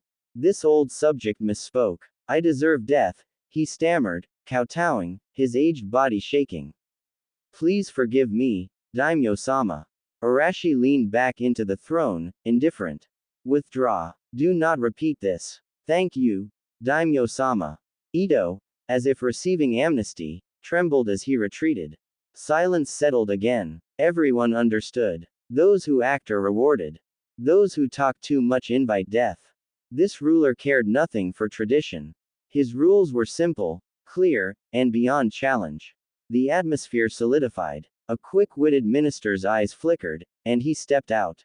Your subject has a memorial. Speak. Kneeling, he said with a fawning smile, Daimyo-sama, you have ascended the throne, yet there is no lady to attend to you, and the foundation of the realm remains unsettled. This is not a blessing for the nation. This humble servant beseeches you to take a consort and beget an heir, that the hearts of the people may be at ease. Many immediately agreed. An heir, tied to the nation's destiny, was paramount. And if a woman from one's own family were chosen, that family would rise in a single step. Arashi lightly tapped the armrest. There is no rush. The minister quickly followed up. Your wisdom is sound. Marriage can be postponed. But you handle myriad affairs and need a confidant. This subject believes concubines can be taken first, selecting women of dignified appearance and character from noble and prominent families to enter the palace. First, to extend your lineage.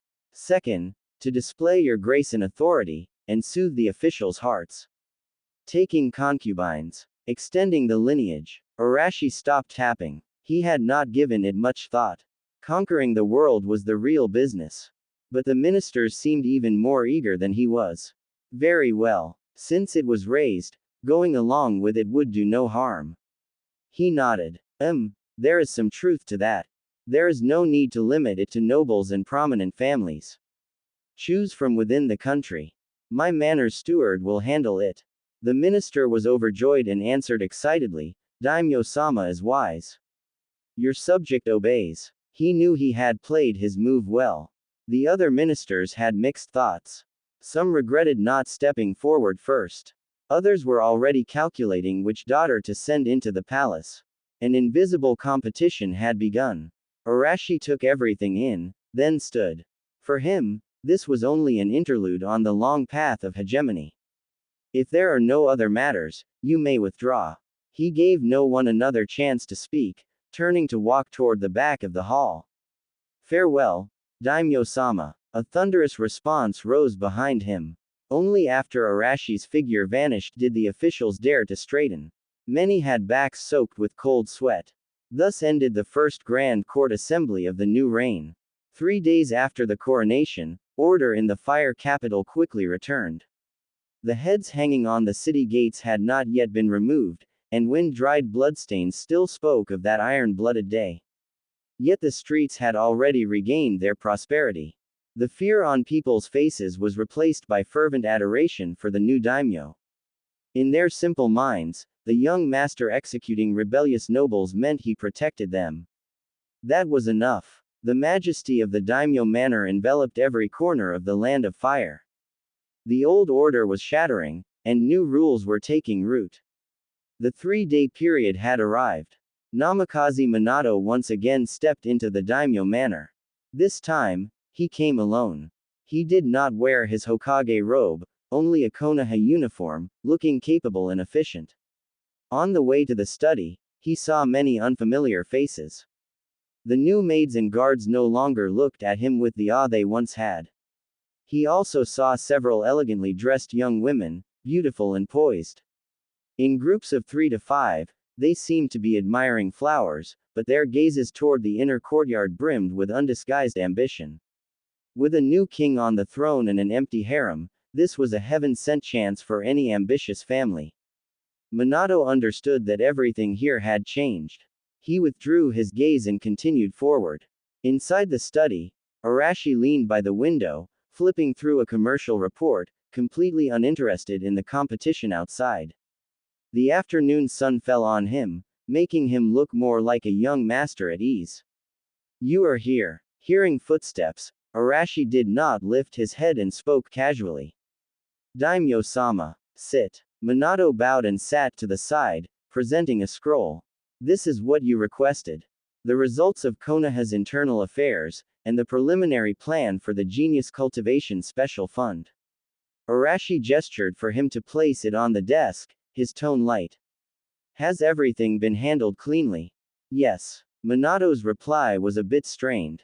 All root members involved in the rebellion have been purged, and the remaining personnel have been disbanded, awaiting further review. Arashi finally set down the report and sat up straight. He did not look at the root report, as if it were a minor matter. His gaze fell on the plan. Tell me your thoughts. Yes. Minato steadied himself and elaborated. The plan was comprehensive and fair. Funds were divided into 3 parts, subsidizing outstanding Ninja Academy graduates, rewarding young chunin who performed exceptionally in missions, and funding research for new ninjutsu. It focused on the village's long-term development, aiming to raise Konoha's new generation, without any personal aims. He spoke in detail, earnestly.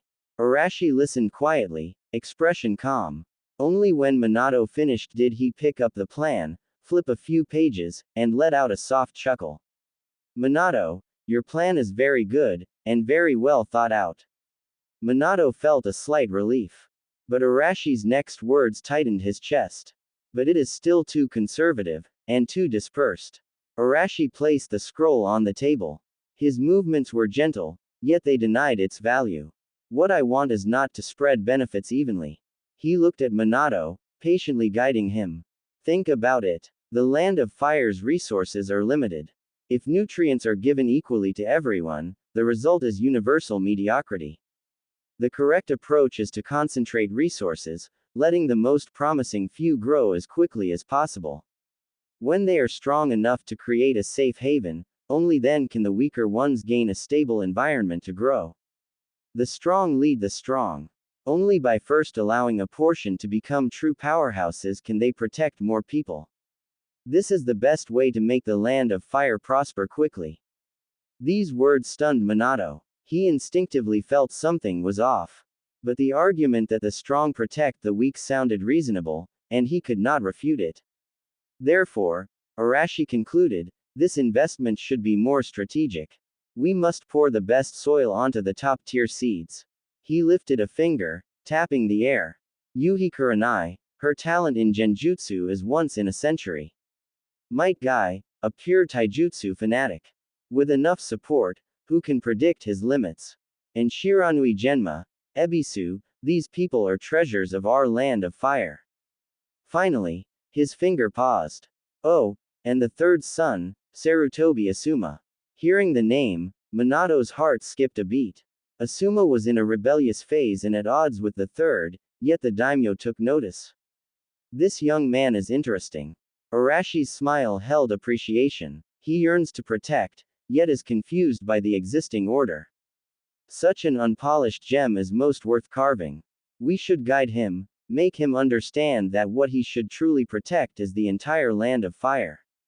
A chill rose along Minato's spine. He finally caught that unease. Every word from the daimyo stood on the moral high ground, caring for the younger generation. But together, they reached straight for Konoha's next generation. Daimyo-sama. Minato could not help speaking, urgency in his tone. Asuma and the others are still young, their minds are not settled. The ninja path requires tempering of will. Giving them too much too early, I fear it will. Will what? Arashi interrupted gently. Make their path smoother. Let them serve earlier. Minato, you are a genius, but sometimes your ideas are too idealistic, just like Sarutobi's. Willpower matters. But can a hungry man's will block an enemy's kunai? How long can a ninja's will last if he cannot provide for his family? Times have changed. What I want to cultivate are the nation's sharpest blades, the strongest fighting force of our land of fire. They must have unwavering will, and the power worthy of that will, and absolute loyalty to the nation. Minato's lips moved, but he was speechless. Every word was impeccable. Of course, I am not forcing you. Arashi seemed to see his struggle, and his tone shifted. You can treat this plan as a reserve for another scheme. The 12 Guardian Ninja, you know that title, do you not? Minato certainly knew. They were the strongest guards directly under the daimyo, the highest honor a ninja of the land of fire could attain. He instinctively replied, but Daimyo-sama, do your Anbu not already handle your safety? That mysterious, powerful unit from the ceremony was unforgettable. Good question, Minato. Arashi was not displeased. He looked at him with appreciation. This shows you are thinking. Anbu exists to protect the land of fire as a whole, to be the blade over the enemy's head, the scalpel for internal cancers. They should not be confined to my side as mere bodyguards. Arashi's voice carried force. I am choosing new 12 Guardian Ninja precisely to free the Anbu from personal duty. So they can execute more important missions. Do you understand? This is not for me alone. It optimizes the top-tier fighting power of our entire land of fire. Minato fell completely silent. The logic was flawless. He framed a private guard as serving the nation's defense. He felt caught in a net woven of righteousness, interests, and honor. He could not see its full shape, but he felt it tightening. Refuse. How? Refuse funding that would ease the village's finances. Refuse an opportunity for Konoha geniuses to rise at once. If he refused, even without the daimyo's word, the village's families and shinobi would tear him apart. I understand. After a long silence, he finally spoke, voice hoarse and dry. I will revise the plan according to your wishes. Very good. Arashi nodded in satisfaction and settled back into his lounge chair. I hope to see a new plan that reflects the land of fire's strategic vision. Go. Yes. Minato bowed again, turned, and left. To be continued. Chapter 27. Heavy Punches. After leaving the daimyo manor, Minato used the Flying Thunder God technique and quickly returned to Konoha. He did not go to the Hokage building, but subconsciously walked toward Hiruzen's residence. Since resigning, Hiruzen had stayed in his family compound and had not come out again. The courtyard was very quiet. Pushing open the door, a strong smell of tobacco hit him. Hiruzen sat alone on the veranda. He was cross-legged, with pieces scattered on the shogi board in front of him, untouched for a long time. Hearing footsteps, he raised his eyelids. Ah, Minato. Minato sat down before him, feeling that the third Hokage seemed even older. He composed himself and said in a low voice, Daimyo-sama rejected the plan. Hiruzen was not surprised and took a puff from his pipe. Smoke obscured his aged face. He exhaled a smoke ring and spoke calmly. What else did the daimyo say? Minato recounted Arashi's proposal to concentrate resources so the strong would lead the strong to come. Finally, he said, the daimyo also wants to restart the selection of the 12 guardian ninja and personally oversee the candidates. The room fell into a long silence. Only the tapping of the pipe could be heard. Hey. After a long while, Hiruzen let out a soft chuckle. Minato, do you not understand yet? He looked at Minato, his expression disheartened. From the moment Danzo died by my hand, the era belonging to the Hokage was already over. The daimyo is not discussing with you. He is informing you. Minato's expression grew solemn. Third Hokage. Hiruzen waved a hand, weary. I am just an old man waiting to die. The pipe tapped the ashtray with a crisp sound. Remember, Minato, his voice lowered, unless the daimyo harms Konoha. Otherwise, do not try to second-guess him, and certainly do not resist him. You need only think about how to secure the greatest benefits for the village under the daimyo's rules. Minato nodded, puzzled. But, is this plan not harming Konoha? No. The daimyo needs a strong Konoha, he will not harm it. Hiruzen's tone was firm. He is merely consolidating power. This blade called Konoha, the daimyo must hold it in his hand. He paused, a glimmer of light flashing in his cloudy eyes. Soon, among the daimyo's consorts, there will surely be someone from Konoha. Uchiha, or Hyuga, or others. This is also part of his consolidation of power. When all obstacles disappear, Konoha will instead receive the daimyo's full support. Minato was bewildered. Full support? Yes. Hiruzen nodded emphatically, his voice very low. Judging by the daimyo's decisive actions, the land of fire is too small. He wants more. You mean, the daimyo? Minato's heart churned. Shish, quiet. Hiruzen cut him off at once. Keep the rest of your words to yourself. But, say no more, Minato. Trust this old man's judgment. Do as I say. With that, Hiruzen closed his eyes and said nothing more. Looking at the third Hokage, bereft of fighting spirit, Minato felt a deep loneliness and powerlessness. He knew Hiruzen's heart had died with Danzo. Leaving the Sarutobi compound, Minato stood in sunlight without warmth. Taking a deep breath, the confusion in his eyes gave way to determination. He summoned the Jonin, the clan heads, and the 2 advisor elders for an emergency meeting at the Hokage building. Udatane Kaharu and Homura Mitokado arrived first. Then the Uchiha, Hyuga, Ino Shikacho, Inuzuka, Aburame, and other clans arrived. The atmosphere in the conference room was oppressive. Seeing everyone present, Minato spoke in a deep voice.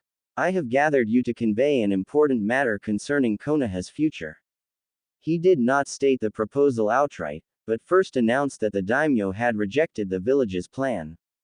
The daimyo's intention is to concentrate resources so the strong become stronger. Bang! As soon as he finished, Udatane Kaharu slammed her hand on the table.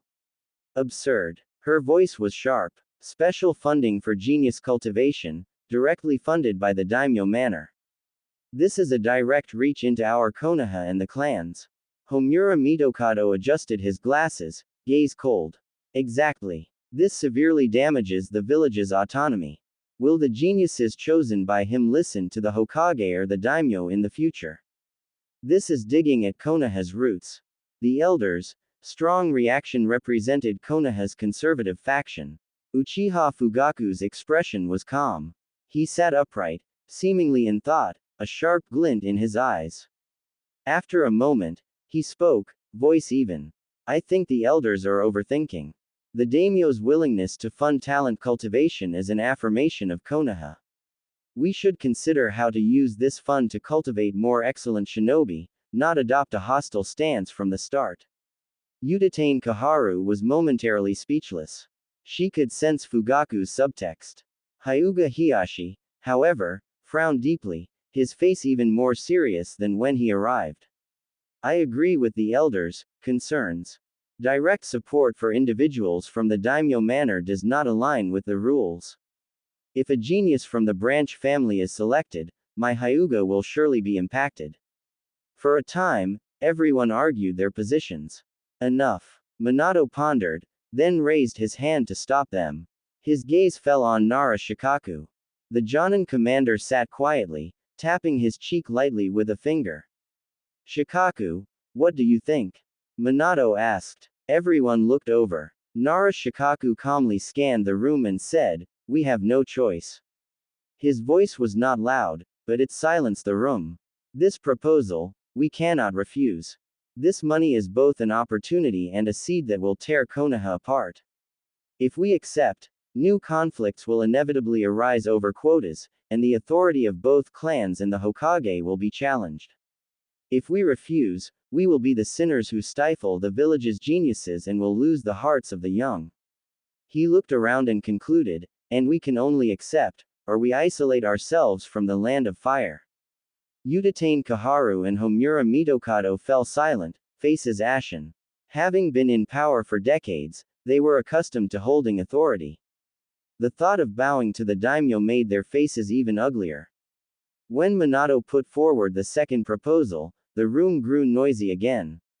12 Guardian Ninja. This time there was no table slapping, no angry shouts. The two advisor elders almost deflated at once. A chill rose in their hearts.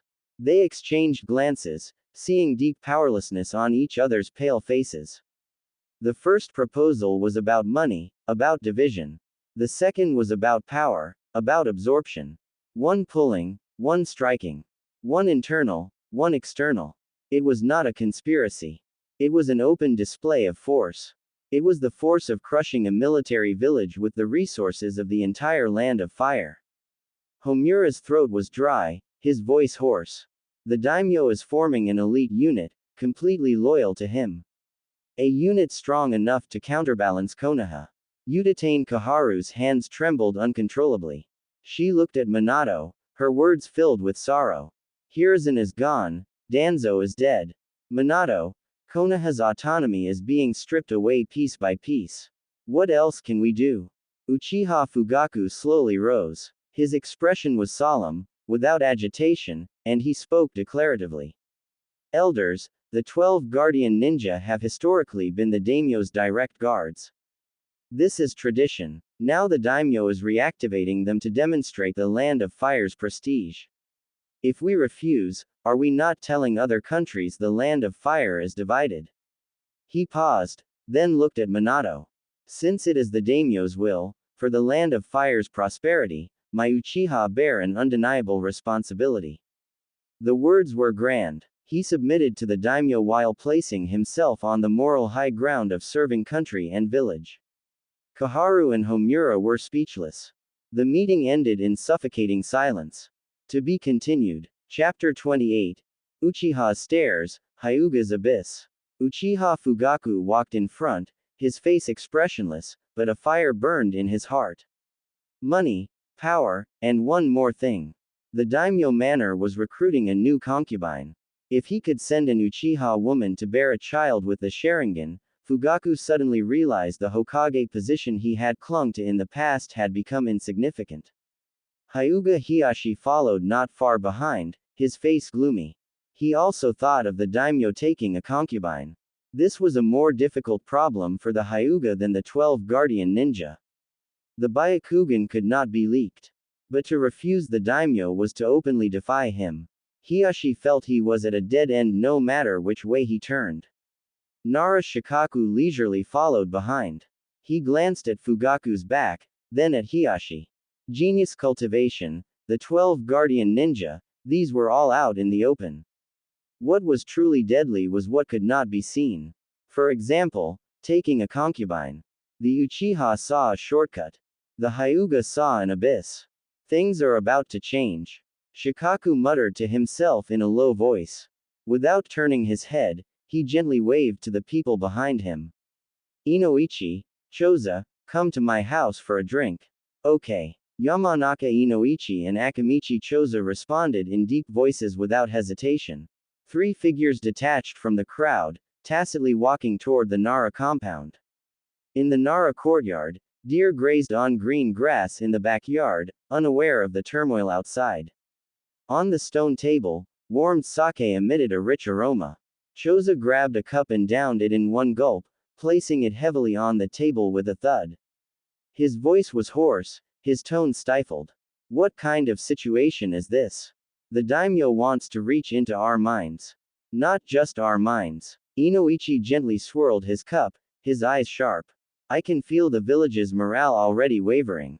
Shikaku leaned against the veranda pillar, watching the deer, and spoke slowly. Because this is not a conspiracy, it is an open scheme. Money. Giving civilian shinobi without background a chance to rise, they will only be grateful to the daimyo. Power. The glory of the 12 guardian ninja, can drive any clan that wants to prove itself mad. Look at Fugaku just now. He could not wait to package and offer the entire Uchiha. Choza and Inoichi fell silent. Then, what about taking a concubine? Inoichi's voice was a bit dry. A child with the daimyo's bloodline would immediately elevate that clan above the Hokage. This is the cruelest part. Shikaku sighed, helpless. The Uchiha see a ladder to heaven, the Hyuga see an abyss. And us. We cannot do anything. Choza said, what if we refuse? Refuse. With what? Do we dare refuse? Even if our 3 clans are tied together, can we stop the fanaticism of all Konoha? If it goes wrong, we will be isolated. Choza's fists clenched, joints cracking. So we just watch. What else? Shikaku shot back. Choza, go to the Hokage building now and tell Minato our Inoshika Cho clans firmly oppose the daimyo's decision. Then tomorrow, the Uchiha will receive double cultivation funds, and our 3 clans, children might even have their academy subsidies cut. This is an open scheme. The daimyo puts fragrant bait before everyone. If you do not eat it, you starve. If you eat it, you listen to him. A long silence fell over the courtyard. Finally, Shikaku broke it. Do not participate, do not oppose, do not take a stance. We just need to watch. At the same time, Uchiha territory, Naka Shrine. Fugaku sat in the main seat, with dozens of clan members below. The atmosphere was solemn. The situation is as it is. His voice was steady, though excitement lurked beneath. The daimyo is willing to bypass the Hokage and directly support the geniuses of our great clans. This is an unprecedented opportunity. An old man with white hair and beard frowned. Clan head, the daimyo's move clearly aims to divide Konoha. Divide. Fugaku sneered. Elder, when has Konoha ever been united? When Danzo suppressed us, why did he not think of unity? Now there is a chance for our Uchiha to bypass the Hokage and communicate directly with the Land of Fire's highest authority. Why should we refuse? His gaze swept the room, noticing hesitation. He suddenly stood, arms spread, his voice full of temptation. Money, power, all can make us stronger. But these are not the most important. The most important is, the daimyo is taking a concubine. Clan members, think about it. He emphasized each word, striking their hearts. If an Uchiha woman can bear a child with the Sharingan for the daimyo, what would that mean? The air in the shrine ignited. An elder crushed his teacup in excitement. Another elder breathed heavily, staring at Fugaku. Hokage. Compared to a future monarch with the daimyo's and Uchiha's blood, what was a village's cage? By then, our Uchiha will surely become the true #1 clan in the Land of Fire. I have decided. Fugaku's voice echoed through the shrine.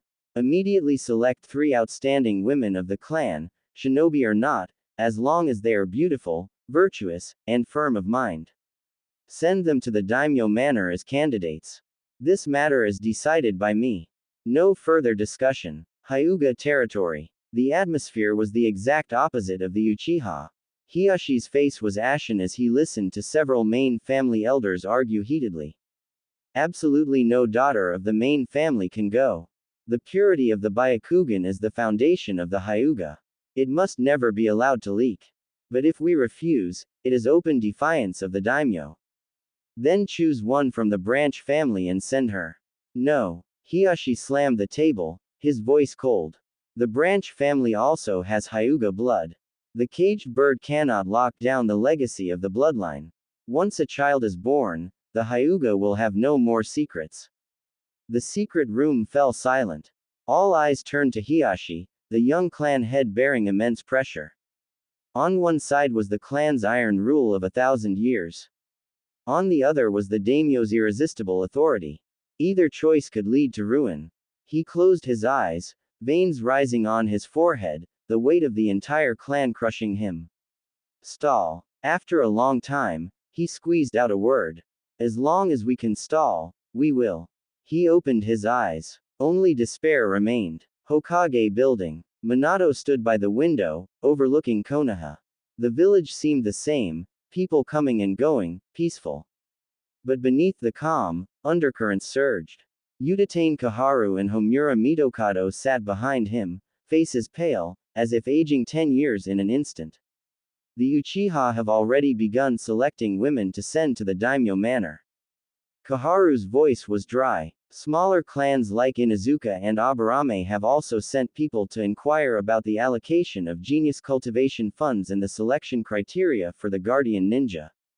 Homura added, his tone weary. And the civilian shinobi. Kaharu closed her eyes, unable to continue. Without her saying it, Minato knew. For shinobi without background who had struggled up, the daimyo's decision was a godsend. Their support for the daimyo even surpassed their respect for the Hokage. In just a few days, Konoha, once united by the will of fire, had been clearly split in two. One half were the beneficiaries and those eager to benefit, fanatically supporting the daimyo. The other half were them, remnants of the old era clinging to the village's autonomy. We lost. Homura's voice was full of powerlessness. Minato did not turn around, his golden hair dim in the setting sun. His mind raced, dissecting every move of the daimyo. First, use money to buy the lower ranks, dividing civilians and clans. Second, use power to tempt the upper ranks, worsening conflict between great clans and the Hokage. Third, use intermarriage to bind the ninja clans, making them his blades. Each step was open and above board, each step targeted the weakest desires of the human heart. Impeccable. He frantically deduced all countermeasures, but every path led to the same end, civil war, division, Konoha's collapse. Unless he bowed to the daimyo. He recalled the third Hokage's words. Do not speculate, do not resist. Only consider how to gain the greatest benefit for the village under the daimyo's rules. But would such a Konoha still be Konoha? To be continued. Chapter 29. Black Zetsu's Evil Plan. A dark cave. This was the Akatsuki's temporary base. White Zetsu, Tobi, emerged from a pile of dirt overhead. He gesticulated wildly, shouting in an exaggerated tone. Obito! Obito! Great news! The man he called Obito wore a tiger-striped mask. Uchiha Obito sat silently on a rock, seemingly meditating with his eyes closed. The swirling Tobi circled around him. It's incredible. The new daimyo of the Land of Fire has clashed with your Konoha's Hokage. I heard that root leader, Danzo, tried to cause trouble at the inauguration ceremony, but the third Hokage personally ripped out his heart. PFF'd. Blood splattered everywhere, it was so exciting. I wonder if a person whose heart is ripped out still poops, if. What happened to Konoha? Obito interrupted Toba's rambling, his voice icy. Oh, the entire Konoha is in chaos now. Tobi immediately got back on topic, gloating. The Hokage's orders aren't being followed outside the Hokage building anymore. Also, the Uchiha are scrambling to send beauties to the daimyo, the Hyuga's faces are pale with worry, and even the Ino-Shikacho are starting to waver. Listening to Toby, the single eye beneath Obito's mask instantly filled with crimson. A chance. This is a chance. Obito suddenly stood up, his voice hoarse and frantic. I will go destroy that hypocritical village right now. Calm down, Obito. Black Zetsu emerged from the ground at his feet, stopping him. You are too impulsive. The Sharingan in Obito's eye spun wildly, slowly converging into a Mangekyo. His tone was grim. Konoha's internal strife. This is a once-in-a-lifetime opportunity. Do you dare stop me? A chance? Black Zetsu let out a mocking laugh. You underestimate Konoha too much. Hiruzen may be old, but his strength remains. More importantly, Minato, that man's flying thunder god technique has already surpassed the second Hokage. As long as he is in Konoha, it is impossible for you to come and go as you please. Seeing Obito's eagerness for revenge and undiminished killing intent, Black Zetsu's speech quickened. And Uzumaki Kushina, do not forget, she is not only the Nine Tails Jinchuriki, but she is also an Uzumaki with powerful sealing techniques. If you go now, it is meaningless except to die. At the words to die, Obito did not grow angry, but laughed instead, his laughter filled with madness. He murmured, Die. Dying is good. If I die, I can go see Rin. Black Zetsu was silent for a moment, realizing that simple threats had no effect on him. Have you forgotten our plan? Black Zetsu grew anxious. The Eye of the Moon plan. I have not forgotten. Obito remained stubborn. It does not matter without me, you can find someone else. Black Zetsu's voice suddenly grew sharp. What about your revenge for Rin? Are you going to die miserably with empty hands and go see her? Tell her you could not do anything for her. Rin's death, the fault of this world, is that just going to be forgotten? The name Rin, like a dagger, pierced deep into Obito's heart. He trembled all over, and the killing intent around him grew heavier. Watching Obito ignite with hatred again, Black Zetsu knew the time was right. His tone shifted, cold and seductive. Forcing your way in is the lowest form of revenge. I have a better plan, one that will make Minato taste the same despair as you. Obito suddenly turned his head, his crimson Sharingan staring at Black Zetsu. Black Zetsu spoke unhurriedly. Minato and Uzumaki Kushina are husband and wife, right? They will have a child sooner or later. And when a Jinchuriki gives birth, the sealing formula within her body weakens to its extreme. At that time, the Nine-Tails seal will be at its weakest. The air in the cave seemed to freeze. Obito's breathing grew heavy. He understood Black Zetsu's intention. At that time, Black Zetsu's voice was like a devil's, dripping malice. We will extract the Nine Tails from Uzumaki Kushina's body, then let that tailed beast of hatred and destruction roar freely in Konoha, in front of his wife, and in front of his newborn child. Let him watch everything he wants to protect be crushed to dust on the same day. Let him taste the pain of watching his beloved die helplessly. This is the most perfect revenge against Konoha and Minato. Obito's body began trembling uncontrollably with excitement. And Kakashi. Black Zetsu added, That's right, and Kakashi. They will all experience the same despair as you from losing what is precious, and all of Konoha will be buried with you. Hehehehehehe. Obito let out a low laugh, louder and louder, turning into a maniacal Uchiha laugh. Ha ha ha ha ha ha ha. Good. Good plan. Let's do it. Beneath the tiger-striped mask, the Mangekyo Sharingan spun wildly. Obito's last shred of humanity was completely burned away by the flames of revenge. He looked toward Konoha, full of anticipation. Evening. Konoha. The afterglow of the setting sun dyed the Hokage rock red. Minato left the Hokage building and walked aimlessly through the streets. The banners of the izakaya fluttered in the evening breeze, the aroma of barbecue drifted from the grill, and the clear laughter of children chasing and playing stayed crisp. Everything was as usual, but everything had also changed. All that liveliness and laughter, all that Konoha spirit, felt out of place to him. He saw a few civilian genin who had just graduated, faces filled with excitement, huddled together in heated discussion. Did you hear? Daimyo-sama is personally allocating funds to support the geniuses in our village. We will not have to work so hard on missions to save money for ninja tools anymore. More than that, my second uncle's cousin said if you get selected as a 12 Guardian Ninja, you get a huge sum every month, even higher than an A- rank mission reward. That is the strongest guard beside the daimyo. If we are chosen, we civilian shinobi will really make a name for ourselves. Really? Then I have to hurry and sign up. I do not want to pick up trash and look for stray cats anymore. These uncontrollable bursts of joy and longing pricked Minato's heart like needles. Once, becoming a member of the Hokage's personal guard was every shinobi's glory. Once, fighting for the village was a natural belief. Now, the daimyo had merely lifted a finger. The village's hearts no longer belonged to the Hokage. Minato clenched his fists, his nails digging deep into his palms.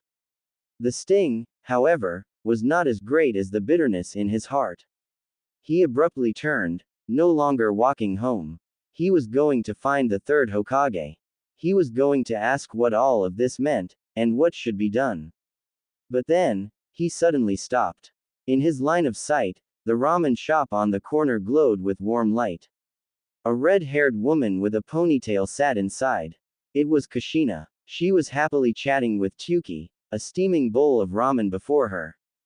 Feeling watched, Kushina turned her head, and her beautiful eyes lit up. Minato. Here. Here. She waved vigorously, a bright, happy smile on her face. That smile cut through the bustling street and lit his heart, which was almost swallowed by gloom. In an instant, all the frustration, anger, and confusion vanished. Looking at his wife's smiling face, Minato's clenched fist slowly relaxed. It turned out, what he had to protect had always been here. To be continued. Chapter 30. Kushina's Smile. Minato walked across the street, pushed aside the curtain, and entered the ramen shop. Under the dim yellow light, her red hair was especially striking. He slowed his steps, looking at his wife, a smile unconsciously curving his lips. Is this all you are eating? Kushina was slurping noodles, her mouth still stained with green onions and soup. Minato. Come sit. Tuki's ramen is the best. Her voice was full of energy, and as she ate her noodles, she called out to Minato. I just love it. It is the best in the whole world. Kushina replied righteously, holding up her bowl like a treasure.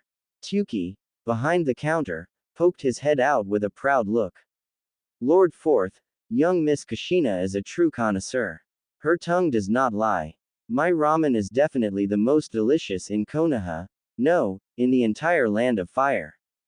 Minato chuckled. The vexation that had weighed on his heart for days was diluted by the lively, down-to-earth atmosphere. He took off his Hokage robe, carefully folded it, and set it aside, then sat next to Kushina. Then I will have a bowl too, the same as hers, uncle. All right, please wait a moment. Soon, a steaming bowl of ramen was served, creamy white broth and a fragrant aroma rising. Minato stirred his noodles, but his mind wandered. What is wrong? Kushina picked up a piece of chashu and, without asking, placed it in his bowl. Try this. Uncle stewed it especially tender today, it melts in your mouth. He took a bite. It was indeed delicious, but his thoughts drifted. He quietly watched Kushina, watching her narrow her eyes, take a bite of noodles, then a sip of soup, eating with relish. That pure joy made guilt rise in his heart. After finishing their ramen, the two walked side by side on their way home. It was late, and the streets were empty. The moonlight spilled down, casting their shadows long. Kushina hummed an off-key tune, her steps light, but after a few steps she noticed the person beside her was unusually silent. Minato walked beside her, the smile on his face gone at some point, worry clouding his features. Kushina stopped and looked up at him. Minato. You have something on your mind, do you not? Kushina's eyes sparkled in the moonlight. She reached out and gently smoothed Minato's furrowed brow. I have heard about what has been happening in the village recently. The daimyo's matter must be very difficult for you, right? Minato fell silent. He did not want to bring these troubles to Kushina. He wanted her to always be as carefree and happy as she had been eating ramen just now. It is nothing, just some village matters. Minato namikaze. Kushina interrupted him, her tone more serious than ever. We are husband and wife, are we not? Your troubles are my troubles. I will not allow you to bear them alone, understand? Looking at her persistent gaze, the softest part of Minato's heart was touched, and he finally sighed helplessly. All right. He explained in detail the two decisions from the Daimyo manor and the severe internal division they had caused in the village.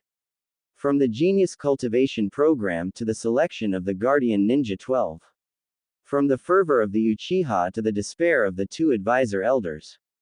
His voice grew lower, filled with powerlessness. Konoha is being torn apart. The will of fire I was proud of is being corrupted by money and power. I do not know what to do to stop this.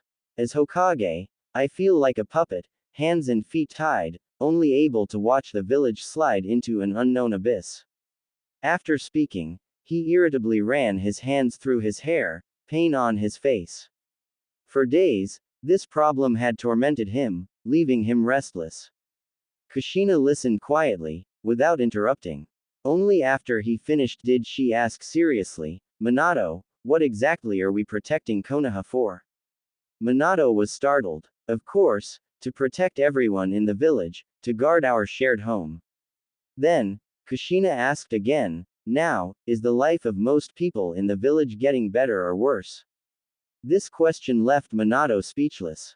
He remembered the excited, flushed faces of those civilian shinobi when they received their first extra subsidy. He remembered the joy of those small families spreading the news, celebrating their children having a better future. But the village's autonomy, the Hokage's authority is being weakened. Kushina did not let him evade, pressing on. Are those ninja clans wrong? They want their family stronger, they want their children to have a better future. Is that wrong? Minato shook his head with difficulty. What about those civilian shinobi? Are they wrong too? They do not want to spend their whole lives doing D-rank missions. They want to become stronger, make a name for themselves, earn more, and give their families a good life. Is that wrong too? Minato shook his head again. He could not refute it. Because it was not wrong at all. I can understand. He closed his eyes in pain. But they have all forgotten that everyone used to fight for Konoha as a collective. Was the selfless dedication of the will of fire wrong? That is because there were no other options before. Kushina's voice suddenly rose, clear in the quiet night. Before, all resources were controlled by the Hokage and a few large clans, so of course they could only fight for the village. Because if they did not, they would get nothing. That is not dedication, that is having no choice. Now, the daimyo has given them another choice, one that lets them live better through their own efforts. Everyone is striving for a better place. Why should we stop them? Minato's mind was in chaos. Every word from Kushina struck hard at the beliefs he had held since childhood. The things he had upheld, the Hokage's responsibility and Konoha's traditions, were crumbling inch by inch. Seeing the lingering confusion and pain on her husband's face, Kushina's heart ached. She stretched out her arms and gently embraced him. Her cheek rested against his broad, warm chest. Her voice became incredibly gentle, yet full of strength. Minato, do not forget, you were once a civilian shinobi too. Boom. This sentence, like a thunderclap, exploded in Minato's mind. He froze, his body trembling violently. Yes, he had forgotten. How could he have forgotten?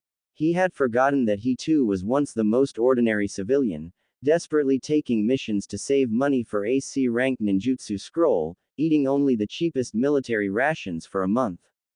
He had also hidden in the corner of the training ground, enviously watching shinobi from great clans. They possessed innate bloodline limits, seemingly endless resources, and could effortlessly learn the ninjutsu he yearned for but could not attain. He had reached where he was thanks to the third Hokage's recognition, Jiraiya Sensei's guidance, and his own exceptional talent and hundredfold effort. But in the village, how many could have his luck and talent? More people struggled at the bottom, never touching the edge of their dreams in their lifetime. The daimyo's appearance gave them a chance. A chance he too had once yearned for. He had always stood from the Hokage's perspective, high above, thinking about maintaining the village's balance and traditions. Yet he had forgotten that, for the shinobi struggling at the bottom, this so-called balance was the greatest injustice. Was the Konoha he wanted to protect truly the Konoha everyone desired? Under the clear moonlight, Minato's gaze shifted from confusion, to struggle, and finally, to clarity and determination. He slowly lowered his head and held his wife tightly. Kushina's smile returned, still gentle. Kushina, thank you. His voice was gentle and firm, no longer confused. I know what to do now. For a Konoha that truly belongs to everyone.